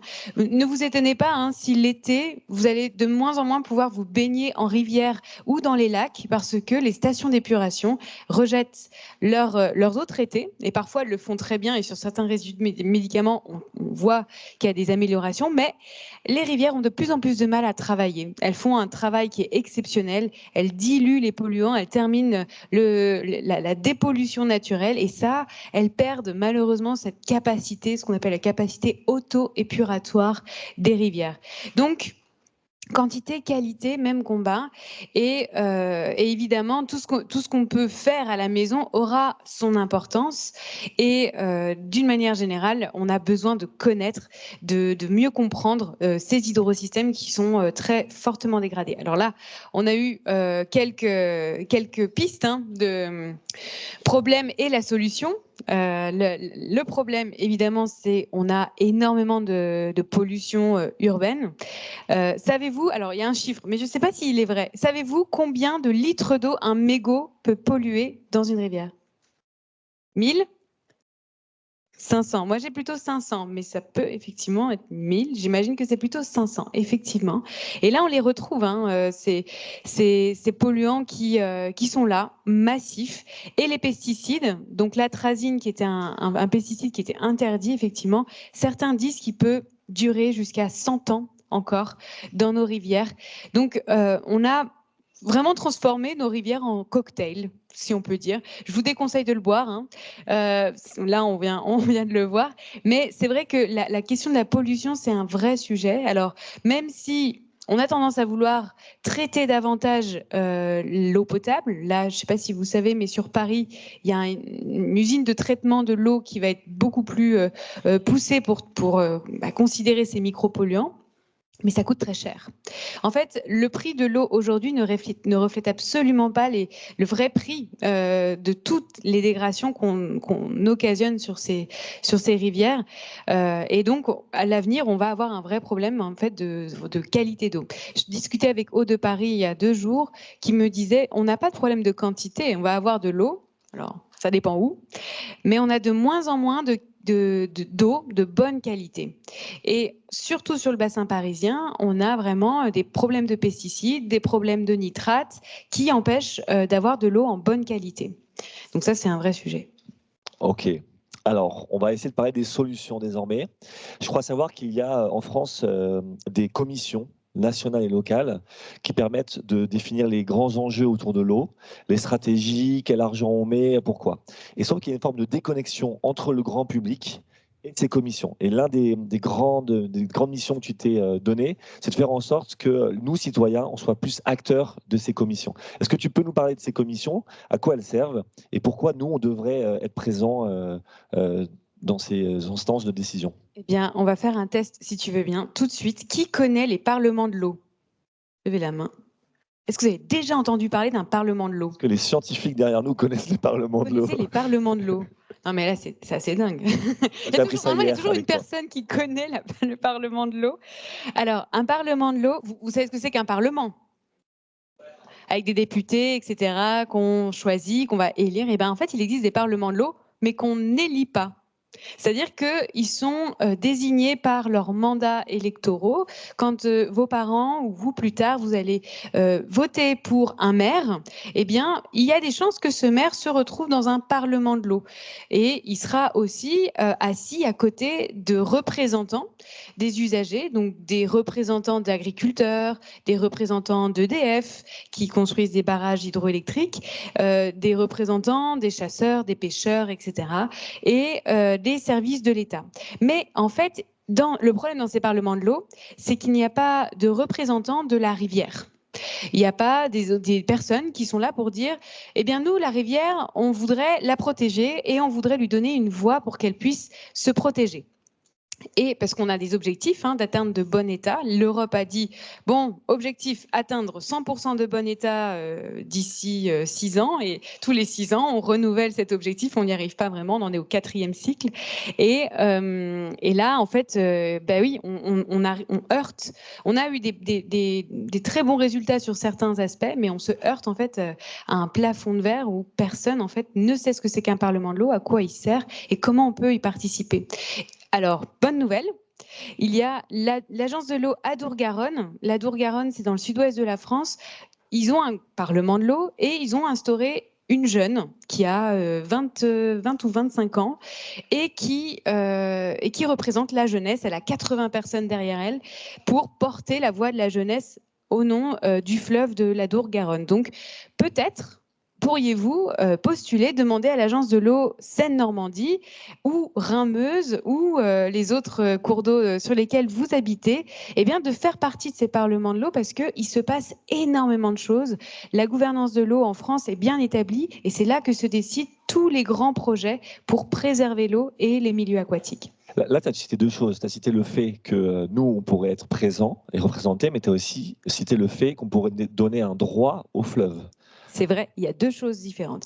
Le fait de pouvoir assister à ces organes-là, ces parlements de l'eau, alors ils existent à l'échelle des grands fleuves, ils existent aussi à des échelles un peu plus locales, ce qu'on appelle les affluents, donc les rivières secondaires. Elles ne sont pas toutes pourvues d'un parlement de l'eau, mais parfois on pourrait y assister. Et il y a effectivement une bascule juridique possible de dire aujourd'hui, une rivière, c'est considéré comme une chose, comme un objet qu'on pourrait utiliser, exploiter, etc. Eh bien, peut-être que demain, ce sera un sujet de droit et elle aura des droits et il faudra qu'on les respecte pour qu'elle puisse être en bonne santé, puisque leur état de santé dépend de notre état de santé aussi. Alors, on va parler de nos amis suisses qui ont eu une super initiative. Donc, de notre côté, en France, on a lancé... Je l'ai sous mes yeux, c'est la Convention citoyenne sur le climat. Et eux, de leur côté, ils ont lancé l'Assemblée populaire du Rhône. Est-ce que tu peux nous dire ce que c'est que l'Assemblée populaire du Rhône? Oui, alors je suis ravie de t'en parler parce que j'étais la semaine dernière à Lausanne, en Suisse, pour assister au rendu de leurs travaux. Ils ont travaillé pendant 2 ans. Imaginez, vous êtes tiré au sort. On vous appelle un jour, au départ, ils pensaient que c'était une blague. On vous appelle un jour, on vous dit « Hey, vous voulez apprendre à des choses sur le Rhône et peut-être le défendre pour qu'il soit en bonne santé ?» Alors là, vous avez deux choix. Soit vous dites on n'a pas le temps, je ne suis pas intéressée. Soit vous acceptez et là, vous êtes parti pour 2 ans à rencontrer le Rhône avec des experts pour répondre à cette question. Faut-il lui donner un droit? Et si oui, comment on s'organise pour protéger et défendre le Rhône. Eh bien, ils ont travaillé pendant 2 ans, ils ont rendu leurs travaux et ils répondent que oui, il faut donner un droit parce que les politiques actuelles et les parlements de l'eau existants ne suffisent pas pour atteindre ce bon état du Rhône. Et donc, ils ont inventé plusieurs dispositifs, notamment une hotline, ça veut dire ou une plateforme. Si vous voyez une pollution ou un projet qui va être néfaste pour le Rhône, vous les appelez et eux vont vous dire que faire ou comment faire pour le défendre et réduire cette menace. Voilà. Et pour continuer sur les solutions, donc tu as créé une association qui s'appelle Pour une hydrologie régénérative. Est-ce que tu peux nous expliquer ce que c'est que l'hydrologie régénérative et ce que vous faites concrètement avec votre association ? Oui, alors ça, c'est encore plus lointain dans nos esprits. L'hydrologie régénérative, c'est très simple. C'est l'idée de ralentir l'eau. En fait, on l'a vu, là, et puis quand vous sortez dehors, à part le jardin qui est très verdoyant, en fait, on a largement bitumé nos sols, artificialisés en construisant des routes, des maisons, des immeubles, etc. Eh bien ça empêche l'eau de pluie de s'infiltrer dans les sols. Mais il n'y a pas que en ville. Il y a aussi toutes les dégradations dans les champs, les sols agricoles, qu'on laboure, qu'on artificialise aussi d'une certaine manière. Et on a aussi les rivières qu'on a canalisées, etc. En fait, c'est comme si on a tout fait pour accélérer l'eau en surface. Elle file, elle va beaucoup trop vite, elle emporte avec elle tout un tas de polluants. Et là, l'idée de l'hydrologie régénérative, c'est de la ralentir, de l'infiltrer. Le meilleur filtre qu'on ait, il est sous nos pieds. Ce sont les sols et ce sont toutes les bactéries, les champignons, la faune et la flore qui est capable de les dégrader. Donc, on va on va mettre en place des systèmes qui vont ralentir l'eau, surtout dans les champs. Donc, c'est des petits fossés végétalisés qu'on appelle des baissières ou des noues. Et derrière ces baissières, on va planter des haies, des arbres donc, qui ont plusieurs fonctions, qui ramènent de la biodiversité, qui stockent le carbone dans les sols, etc. Et on recrée des zones humides. Et là, tout un paysage aquatique qui est résilient face à l'effondrement de la biodiversité, face aux sécheresses, face aux inondations. Donc là, on va lancer des grands programmes de recherche-action sur le Rhône, avec plusieurs collectivités pilotes sur des centaines d'hectares de surface agricole, avec des agriculteurs qui sont volontaires. On va suivre l'évolution de ces travaux pendant 2 ans. Et juste avant d'arriver, j'ai lu que dans le nord de la France, ils avaient déjà mis en place ces pratiques-là sur quelques dizaines d'hectares et ils ont vu des effets très bénéfiques pour lisser les crues et absorber les pluies qui arrivent en très très forte quantité dans les sols. Et ça permettrait aussi de garder l'eau pour les étiages, les sécheresses qui vont être de plus en plus fortes. Ok. Et donc, maintenant, concrètement, qu'est-ce que les gens qui sont dans cette salle peuvent faire au quotidien à la maison pour essayer de consommer moins d'eau ? On connaît les toilettes sèches notamment. Oui, alors on va pas tous pouvoir mettre des toilettes sèches chez nous, surtout si on habite à Paris, c'est compliqué. Mais vous pouvez tous peut-être déjà regarder en rentrant chez vous ce soir si vous avez des mousseurs. Vous savez, les petits trucs qu'on met au bout du robinet qui permettent de réduire de 50% la consommation d'eau. On peut mettre en place plein de choses, des éco-gestes à la maison pour réduire sa consommation d'eau. Mais j'imagine que vous avez déjà eu beaucoup d'informations là-dessus. Peut-être autre chose que vous pouvez faire à la maison qui n'est pas si évident que ça, votre empreinte eau. Est-ce que vous savez combien d'eau vous utilisez par jour sans le savoir? Votre empreinte eau au global. Dites un chiffre comme ça. 200 litres 100 litres? Est-ce que si je mange un beefsteak, ça rentre dans ton empreinte? Si on mange un McDo, un beefsteak ou quoi que ce soit, ça rentre dedans aussi. Hein. Alors, 160 litres. Faut y aller plus, hein, allez-y. Hein. 1000 plus que 1000. 15 000, ça fait beaucoup. 10 000. Allez. Je vais éteindre le suspense. On est à 5000 litres d'eau. 5000. Quelqu'un l'avait, 5000? Oui, tout le monde l'avait. Bien sûr. Après coup. Donc 5000 par personne. 5000 litres par Français par jour. Par jour. 5000 litres, c'est l'équivalent de 25 baignoires. Imaginez, on remplit d'eau virtuelle 25 baignoires. En fait, on mange de l'eau. Parce que 80% de cette empreinte eau, c'est de l'eau qu'on mange à travers notre alimentation. Plus on a une alimentation carnée, riche en viande, en protéines animales, plus on a une empreinte eau qui est élevée. Et ça, c'est sans compter l'énergie qui a été nécessaire pour produire tout ce dont on a besoin au quotidien. Parce que pour nos centrales nucléaires, on doit prélever de l'eau. Alors, on ne va pas Exactement. rentrer dans les détails de celles qui les rejettent ou pas, mais donc Ouais. il y a une consommation également de l'eau Voilà. pour nous éclairer, nous déplacer, etc. Donc pour répondre à ta question, un éco-geste qui est pas anodin, c'est de réduire sa consommation de viande et de relocaliser votre alimentation. Allez faire un tour sur les marchés et parler aux producteurs locaux qui ont besoin aussi d'être soutenus et si possible des agriculteurs qui travaillent en prenant soin des sols, en agriculture biologique et encore mieux en conservant les sols. Et puis voilà, là comme ça on fait énormément de choses. Ok. Merci beaucoup, Charlène, C'est à vous. d'être venue pour nous parler des solutions.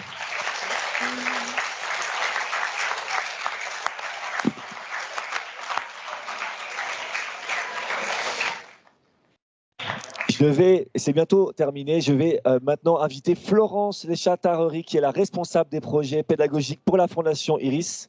Encore un petit peu de... Voilà. Florence, peux-tu nous en dire plus sur les actions pédagogiques menées dans le cadre de l'expédition et notamment les 70 élèves qui sont là sont un exemple parfait de ton action. Alors, on ne va pas revenir. Est-ce qu'on peut avoir un tout petit peu l'attention? Un petit peu l'attention, s'il vous plaît. À bientôt. Alors, je pense qu'il y a ceux qui se reconnaissent sur la photo.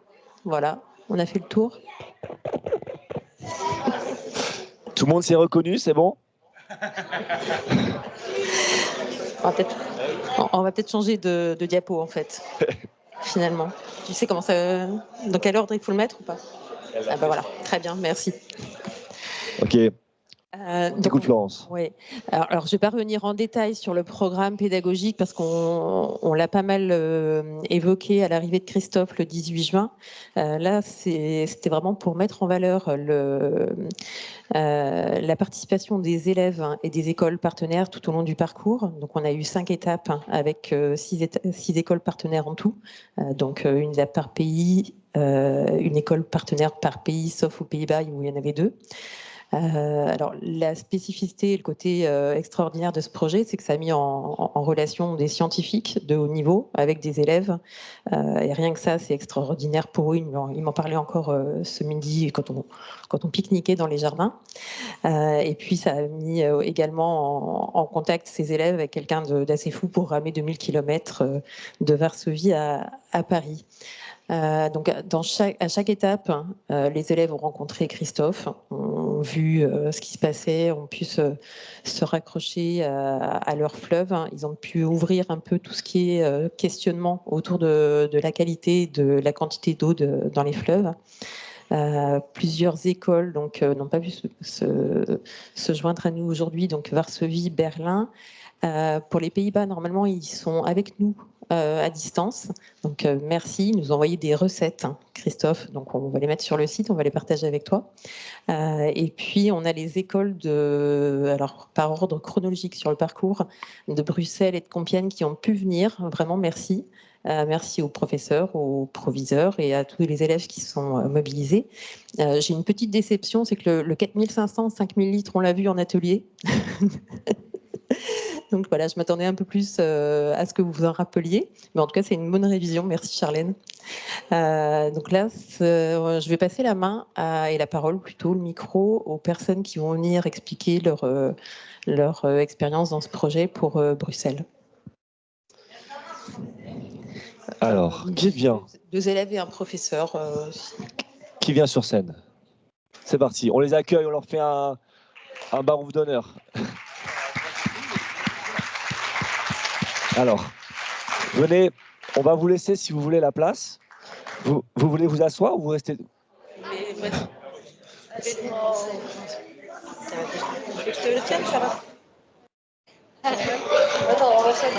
Ok, on va vous tenir compagnie. Donc, bienvenue à toi. Je t'en prie, on va l'écouter. Donc, nous sommes les éco-délégués du lycée français Jean Monnet à Bruxelles et nous sommes à notre échelle scolaire les responsables de l'écologie. Nous suivons le projet Europe à la rame depuis plus d'1 an et c'est la qualité de l'eau qui nous a inspirés pour le sujet de notre projet Erasmus+, l'eau. L'Erasmus+, est un projet d'échange entre 3 établissements européens capables de comprendre l'importance de la nature, les Pays-Bas, le Luxembourg et nous, Bruxelles. Nous avons fait des voyages au Luxembourg et aux Pays-Bas, où leurs lycées français ont proposé leur gestion de l'eau. Au Luxembourg, c'était l'industrie du textile qui emploie beaucoup du virtuel, et ainsi les écodélégués furent sensibilisés par la surconsommation, causant du gaspillage et de la pollution. C'est justement ce facteur qui nous a invités à visiter l'exposition Jeté, à la Maison d'Histoire européenne, où ce danger fut expliqué. Les Pays-Bas ont trouvé un système de barrage pour collaborer avec l'eau, au lieu de l'opposer. Nous avons ainsi vu l'importance de s'allier avec la nature et non pas la détruire. Un message important. Christophe Gruau a traversé l'Europe à la rame et les scientifiques ont analysé les prélèvements d'eau. Un projet qui nous a ouvert les yeux, car la qualité de l'eau dans notre continent n'est pas parfaite et les rivières sont de mauvaise qualité. Mais les solutions existent et celle à notre échelle est la meilleure. Mais l'unification de l'homme et de la nature est nécessaire, ainsi que l'unification de l'Europe. Ce qui est exactement l'Erasmus+, et l'Europe à la rame, pour lutter contre la pollution de notre bien commun, l'eau douce. Formidable, merci. Merci beaucoup.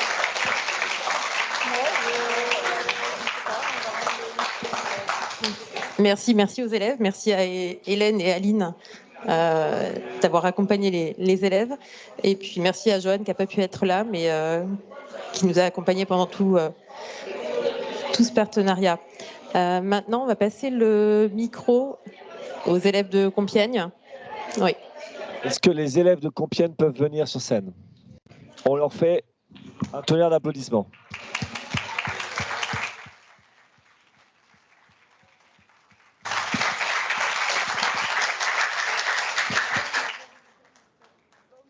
Tu peux venir, je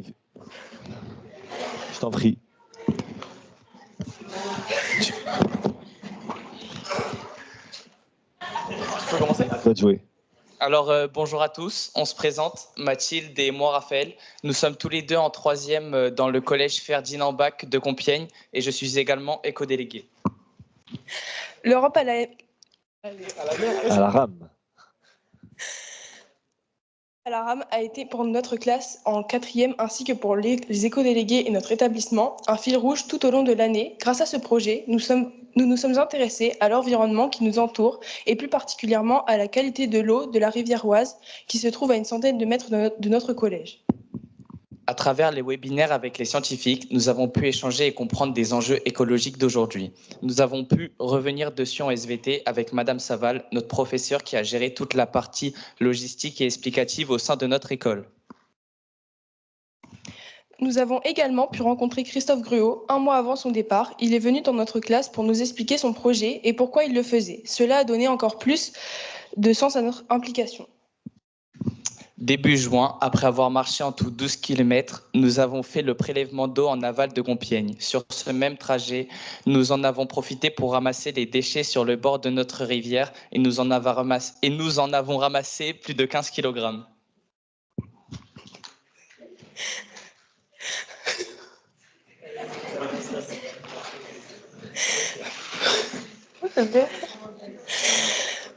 Enfin, après avoir suivi le départ de Christophe sur le site de l'Europe à la rame, nous l'avons retrouvé le 15 juin au matin au bord de l'Oise, 1 heure avant qu'il parte conclure son aventure. Nous avons discuté avec lui de son expédition, ce qu'il a pu ressentir ou voir depuis qu'il est parti de Varsovie.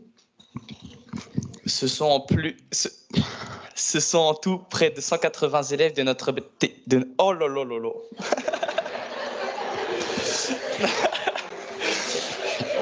Ce sont en tout près de 180 élèves de notre établissement qui ont été impliqués de près ou de loin dans ce projet. Ce projet a également participé à la labellisation E3D niveau 2 de notre collège avec un retour très positif de l'Académie d'Amiens.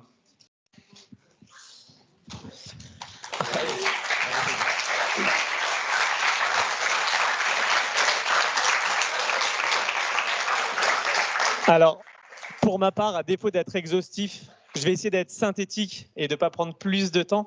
Mais je tenais sincèrement à remercier tous les acteurs qui ont permis ce projet. Le muséum de nous accueillir aujourd'hui, la Fondation Eris et sa présidente, Madame Bergman, pour nous avoir permis de conclure un projet. Il faut savoir que dans les établissements, c'est toujours compliqué pour nous d'aller au bout des choses. Et grâce à vous, en fait, ils ont pu voir, suite à leur investissement, les résultats de ce dans quoi ils se sont investis. Un merci particulier également à Florence Lechat, qui a été la responsable pédagogique du projet et qui a drivé tout ça avec une de mes collègues qui est malheureusement absente aujourd'hui, Françoise Saval, mais avec lesquelles ils ont pu échanger avec nos élèves. Et enfin, un merci tout particulier à Christophe. Sincèrement, pour sa simplicité, il a su se mettre à la hauteur de nos élèves, à échanger avec eux. Moi, quand je leur dis, vous allez voir, c'est un super aventurier, il se présente en disant « Salut, bon, moi, je suis un touriste de l'eau ». Et ça, c'est toujours rigolo. Il a été accessible et j'ai la chance d'encadrer l'aviron dans l'établissement où on est. Et je me souviens du regard de mes élèves quand il est arrivé, il leur a dit « Allez-y, prenez ma gueule, allez faire un tour avec ». Là, ils l'ont regardé et ça s'est fait tellement naturellement, ils m'en parlent encore aujourd'hui. Donc, pour tout ça, un merci également aux 45 élèves de l'établissement qui sont là aujourd'hui, qui se sont impliqués, qui essayent de faire évoluer les choses. Donc voilà, pour tout ça, merci à tous et merci de nous avoir permis d'aller au bout de ce projet. Merci beaucoup.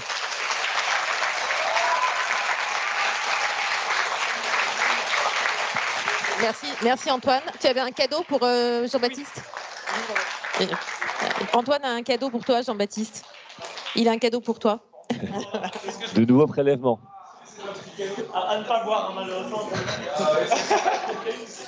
Mais un mois avant, donc c'est mon plus grand avec qui j'ai... C'est typiquement le genre de prélèvements qui ont été effectués par Christophe tout au long de l'expédition. Merci encore Antoine.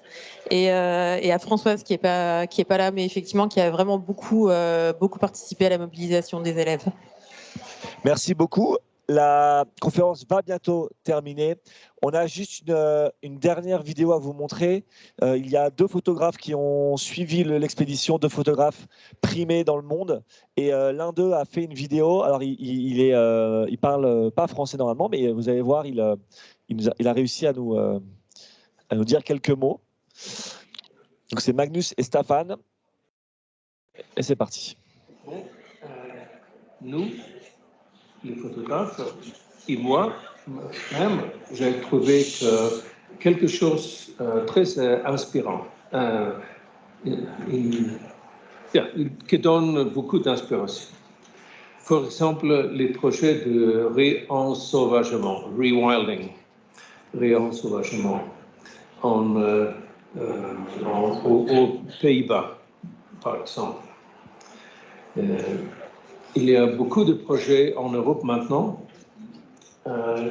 qui sont en développement de réensauvagement.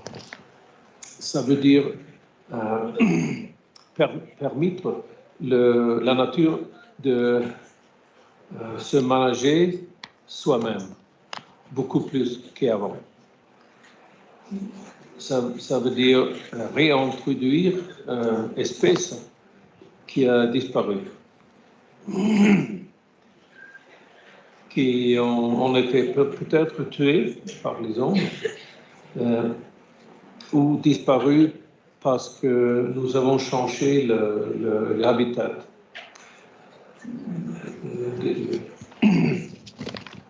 Mais on travaille beaucoup pour réensauvager et reconstruire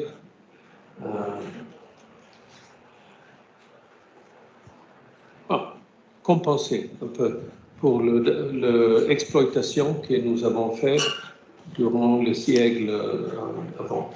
Et nous continuons malheureusement beaucoup aussi de détruire les habitats et de l'eau. Mais de l'eau, ce n'est pas une ressource comme beaucoup des autres. De l'eau est tellement nécessaire pour chacun de nous et pour chacun individu de chaque organisme de la planète. De l'eau fraîche et de l'eau douce pour toute la vie, toute la biodiversité Je suis très heureux d'avoir travaillé avec l'équipe d'Europe à la rame. On voit un message de la Chine, Sichuan. Europe à la rame était actuellement un peu plus confortable et un peu plus chaud. Maintenant, c'est très froid. Il fait très froid. Bon. Bye bye. À la prochaine. OK. Alors, avant de conclure, j'aimerais savoir, est-ce qu'il y en a parmi vous qui ont une question à poser aux scientifiques ou à Christophe? Est-ce que parmi vous, il y en a qui ont une question? C'est le moment. Non? OK, moi j'ai une question pour les scientifiques. Il a parlé de réensauvagement. On sait qu'il y a des forêts primaires en Pologne, on sait qu'il y a des projets de réensauvagement. Est-ce que vous, en tant que scientifique, parfois, vous faites des analyses et vous trouvez que la situation va mieux? Et dans ce cas-là, où et pourquoi?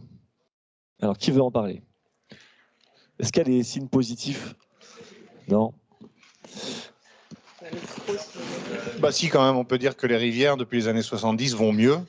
Et notamment avec les stations d'épuration, le traitement des eaux usées, tout ça, ça a porté ses fruits. Alors, ça n'a pas porté ses fruits pour tout le monde, peut-être pas pour tous les organismes, mais globalement, on a une qualité d'eau qui s'est améliorée, puis il y a une prise de conscience aujourd'hui qui fait que, moi, je trouve que globalement, les rivières vont quand même un peu mieux. Pour le côté réensauvagement, il faut se méfier du concept, parce que c'est vertueux comme ça. Mais il ne faut pas que ce soit aussi non plus une excuse. C'est-à-dire qu'on se dit, bah tiens, il y a cet endroit-là, on a fait du réensauvagement, on a laissé la nature reprendre ses droits, et à part ça, on ne fait rien. Donc il faut faire attention que ce ne soit pas une façon de se dédouaner de nos responsabilités. Oui, certaines choses vont mieux, mais non, certaines autres choses vont pas si bien que ça. Notamment le nombre de produits dont parlait tout de suite Jean-Baptiste, qui sont utilisés et qui se retrouvent dans l'eau. Et puis actuellement, sur le Rhône, on parlait du Rhône tout de suite, il y a un projet de grand barrage qui est en train de voir le jour. Et c'est un paradoxe absolu, puisqu'on fait des projets comme celui-là pour sensibiliser tout le monde sur le fait qu'il faut justement laisser la nature s'exprimer. Et en parallèle, bien, on a des grands projets et c'est assez difficile à comprendre. Donc, il faut tout le temps être vigilant et tout le temps être comment dirais-je, au taquet, comme vous l'êtes. Donc, continuez comme ça. Merci. Donc, on va accueillir Denis Duclos et Françoise Bregman pour la conclusion de cette présentation, cette restitution scientifique. Et Christophe. Françoise, tu veux t'asseoir, Françoise? Alors, et mettez bien le micro devant vous.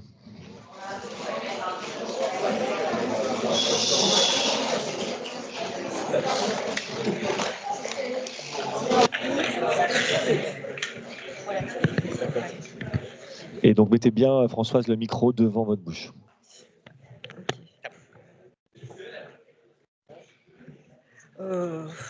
Bon, je veux bien commencer. Merci pour les scientifiques. Je suis très content de voir les résultats parce que j'étais sur le terrain, donc j'ai pu voir en tout cas que ce que vous avez constaté, c'est aussi ce que moi j'ai constaté. Donc évidemment, je n'ai pas la partie invisible, je n'avais que la partie visible. Pour juste quand même vous remettre en mémoire et faire très court, parce que je sais que c'est tentant de prendre du temps. Pologne, Allemagne, Hollande, l'eau était très propre visuellement, et visiblement les résultats de ce que j'ai vu me confortent. Dès que je suis arrivé en Belgique, évidemment, les déchets plastiques et la France, franchement, c'est vraiment pas top. Donc, évidemment, on a du travail. Le travail, c'est entre autres l'éducation. C'est à chacun de faire un petit geste. C'est vrai que, par exemple, ce que je ne savais pas, je ne suis pas fumeur. Hein, je pense que vous le savez déjà. Je vous l'ai déjà dit, je ne bois pas, je ne fume pas. Ceci dit, c'est vrai qu'un petit mégot de cigarette, quand je vois ce que l'on retrouve dans l'eau, je me dis que les poissons peuvent s'inquiéter de leur cancer du poumon. Je sais qu'ils n'ont pas de poumon, donc tout va bien, mais ceci dit, ça se retrouve quand même dans l'eau. C'est vrai que c'est un geste anodin. Je ne vous conseille pas de fumer déjà, ne serait-ce que pour vous. Et puis après ça, c'est vrai que ce sont des petits gestes civiques qui fait que l'on va avoir une autre qualité. Donc, pour en fait facilement se repérer sur la qualité de l'eau, il suffit de regarder l'état des rues, puisque ce qui est dans nos rues va se terminer dans nos rivières. Quand vous arrivez en Belgique et quand vous arrivez en France, vous êtes là à Paris, très bien, très belle ville. Regardez ce qu'il y a dehors, enfin ce qu'il y a par terre. Ça va terminer dans les caniveaux, et ça va se terminer dans la Seine, et évidemment, ça va faire partie des polluants. Donc voilà. Donc moi, j'étais très content de voir les résultats. J'ai évidemment appris des choses. Ça donne évidemment envie de faire davantage attention. Je ferai attention. J'espère que pour vous, ça sera pareil. À vous de faire passer le message. Et merci.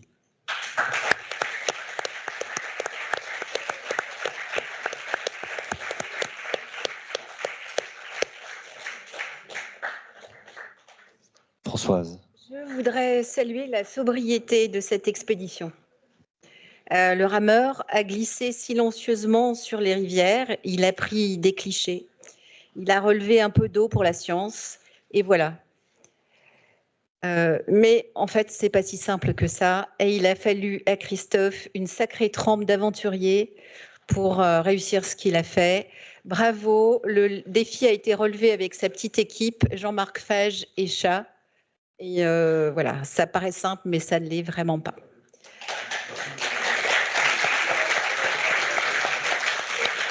Alors, je n'ai pas terminé. Les résultats scientifiques sont là et j'ai été ravie de les entendre là. J'ai vraiment appris plein de choses et je suis certaine que l'aventure scientifique n'est pas terminée, que les chercheurs vont poursuivre leurs recherches et produire ensemble des articles pluridisciplinaires. Je voudrais lire un tout petit extrait je vais citer Éric Orsena. Seule la multiplication des regards permet d'aborder la réalité d'un fleuve, sûrement le plus complexe et partant le plus passionnant des êtres vivants. Et là-dedans, on voit aussi l'aspect un peu le fleuve sujet juridique et non plus objet. Qui est un des sujets qui a été abordé par Charlène comme étant une solution, en fait, à tous nos questionnements sur les fleuves. On a vu comment les rivières étaient appauvries, polluées, mais on a aussi vu, avec le témoignage de notre photographe Stéphane, que le réensauvagement à Nimègue a des conséquences non seulement visibles, mais aussi invisibles sur l'eau. Et on a vu qu'effectivement, dans ces coins-là de réensauvagement, on avait quelque chose de plus propre, avec une biodiversité un petit peu plus importante. Charlène nous a donné des pistes en hydrologie.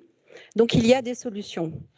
Et au niveau de la Fondation également, chemin faisant, nous avons appris beaucoup de choses, nous avons nourri nos réflexions et nous allons nous employer à continuer dans les prochains mois à essayer de mettre ces solutions, à soutenir ces solutions pour les fleuves et les rivières de la France et d'Europe.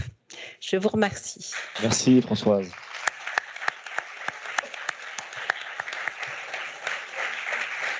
Denis. Alors rassurez-vous, je ne serai pas long. Avant de déterminer avant de vous donner mes conclusions proprement dites, je voulais saluer deux personnes que j'ai oublié de saluer tout à l'heure et que je voudrais vraiment saluer parce qu'elles étaient présentes au tout début de l'aventure. Maïté Delmas, qui est tout au fond là-bas, et Isabelle Sancy, qui est également là-bas, que je souhaitais saluer. Elles nous ont quittés en cours de route. Elles nous ont quittés en cours de route, mais leur contribution a été absolument fondamentale. Je voulais, pour ma part, souligner 3 points. Le premier point qui me paraît absolument primordial, c'est la dimension éminemment européenne de ce projet. À l'heure où, effectivement, on remet en cause la construction de l'Union européenne, je pense qu'à partir de projets pareils qui s'incarnent véritablement dans cette dimension européenne, nous avons très concrètement je dirais, un exemple de ce qui peut être fait à l'échelle européenne pour le bien commun donc de l'eau de nos fleuves. Et à ce titre, je souhaitais saluer la représentante de l'ambassade de Pologne ici, qui est présente, et la représentante de l'ambassade d'Allemagne. Donc nous voyons effectivement que c'est un projet réellement européen. Le deuxième point que je voulais mentionner, c'est le suivant. Ce projet et les résultats des scientifiques établissent en quelque sorte la situation de la biodiversité de nos fleuves. Et il serait bon de poursuivre les travaux qui ont été faits à intervalles réguliers pour voir s'il y a une amélioration de cette biodiversité ou s'il y a une détérioration de sa biodiversité. Et je me tourne vers la Fondation Iris pour savoir si éventuellement elle pourra poursuivre, elle pourra reconduire son concours précieux et indispensable.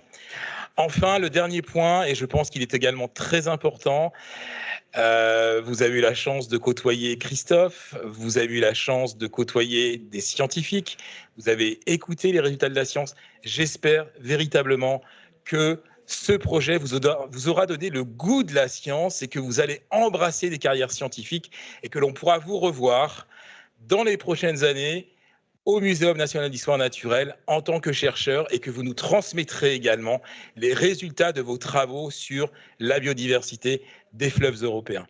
Merci infiniment et à très bientôt. Merci.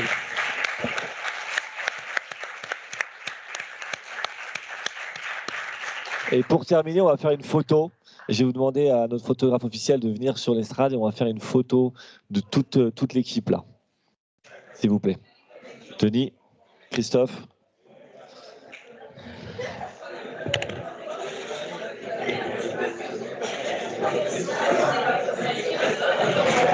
Ouais.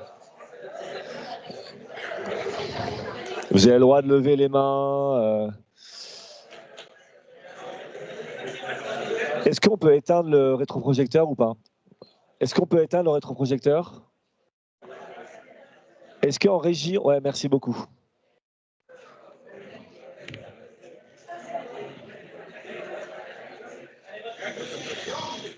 Vous avez le droit de lever les mains et faire ce que vous voulez, hein, si vous... Attention.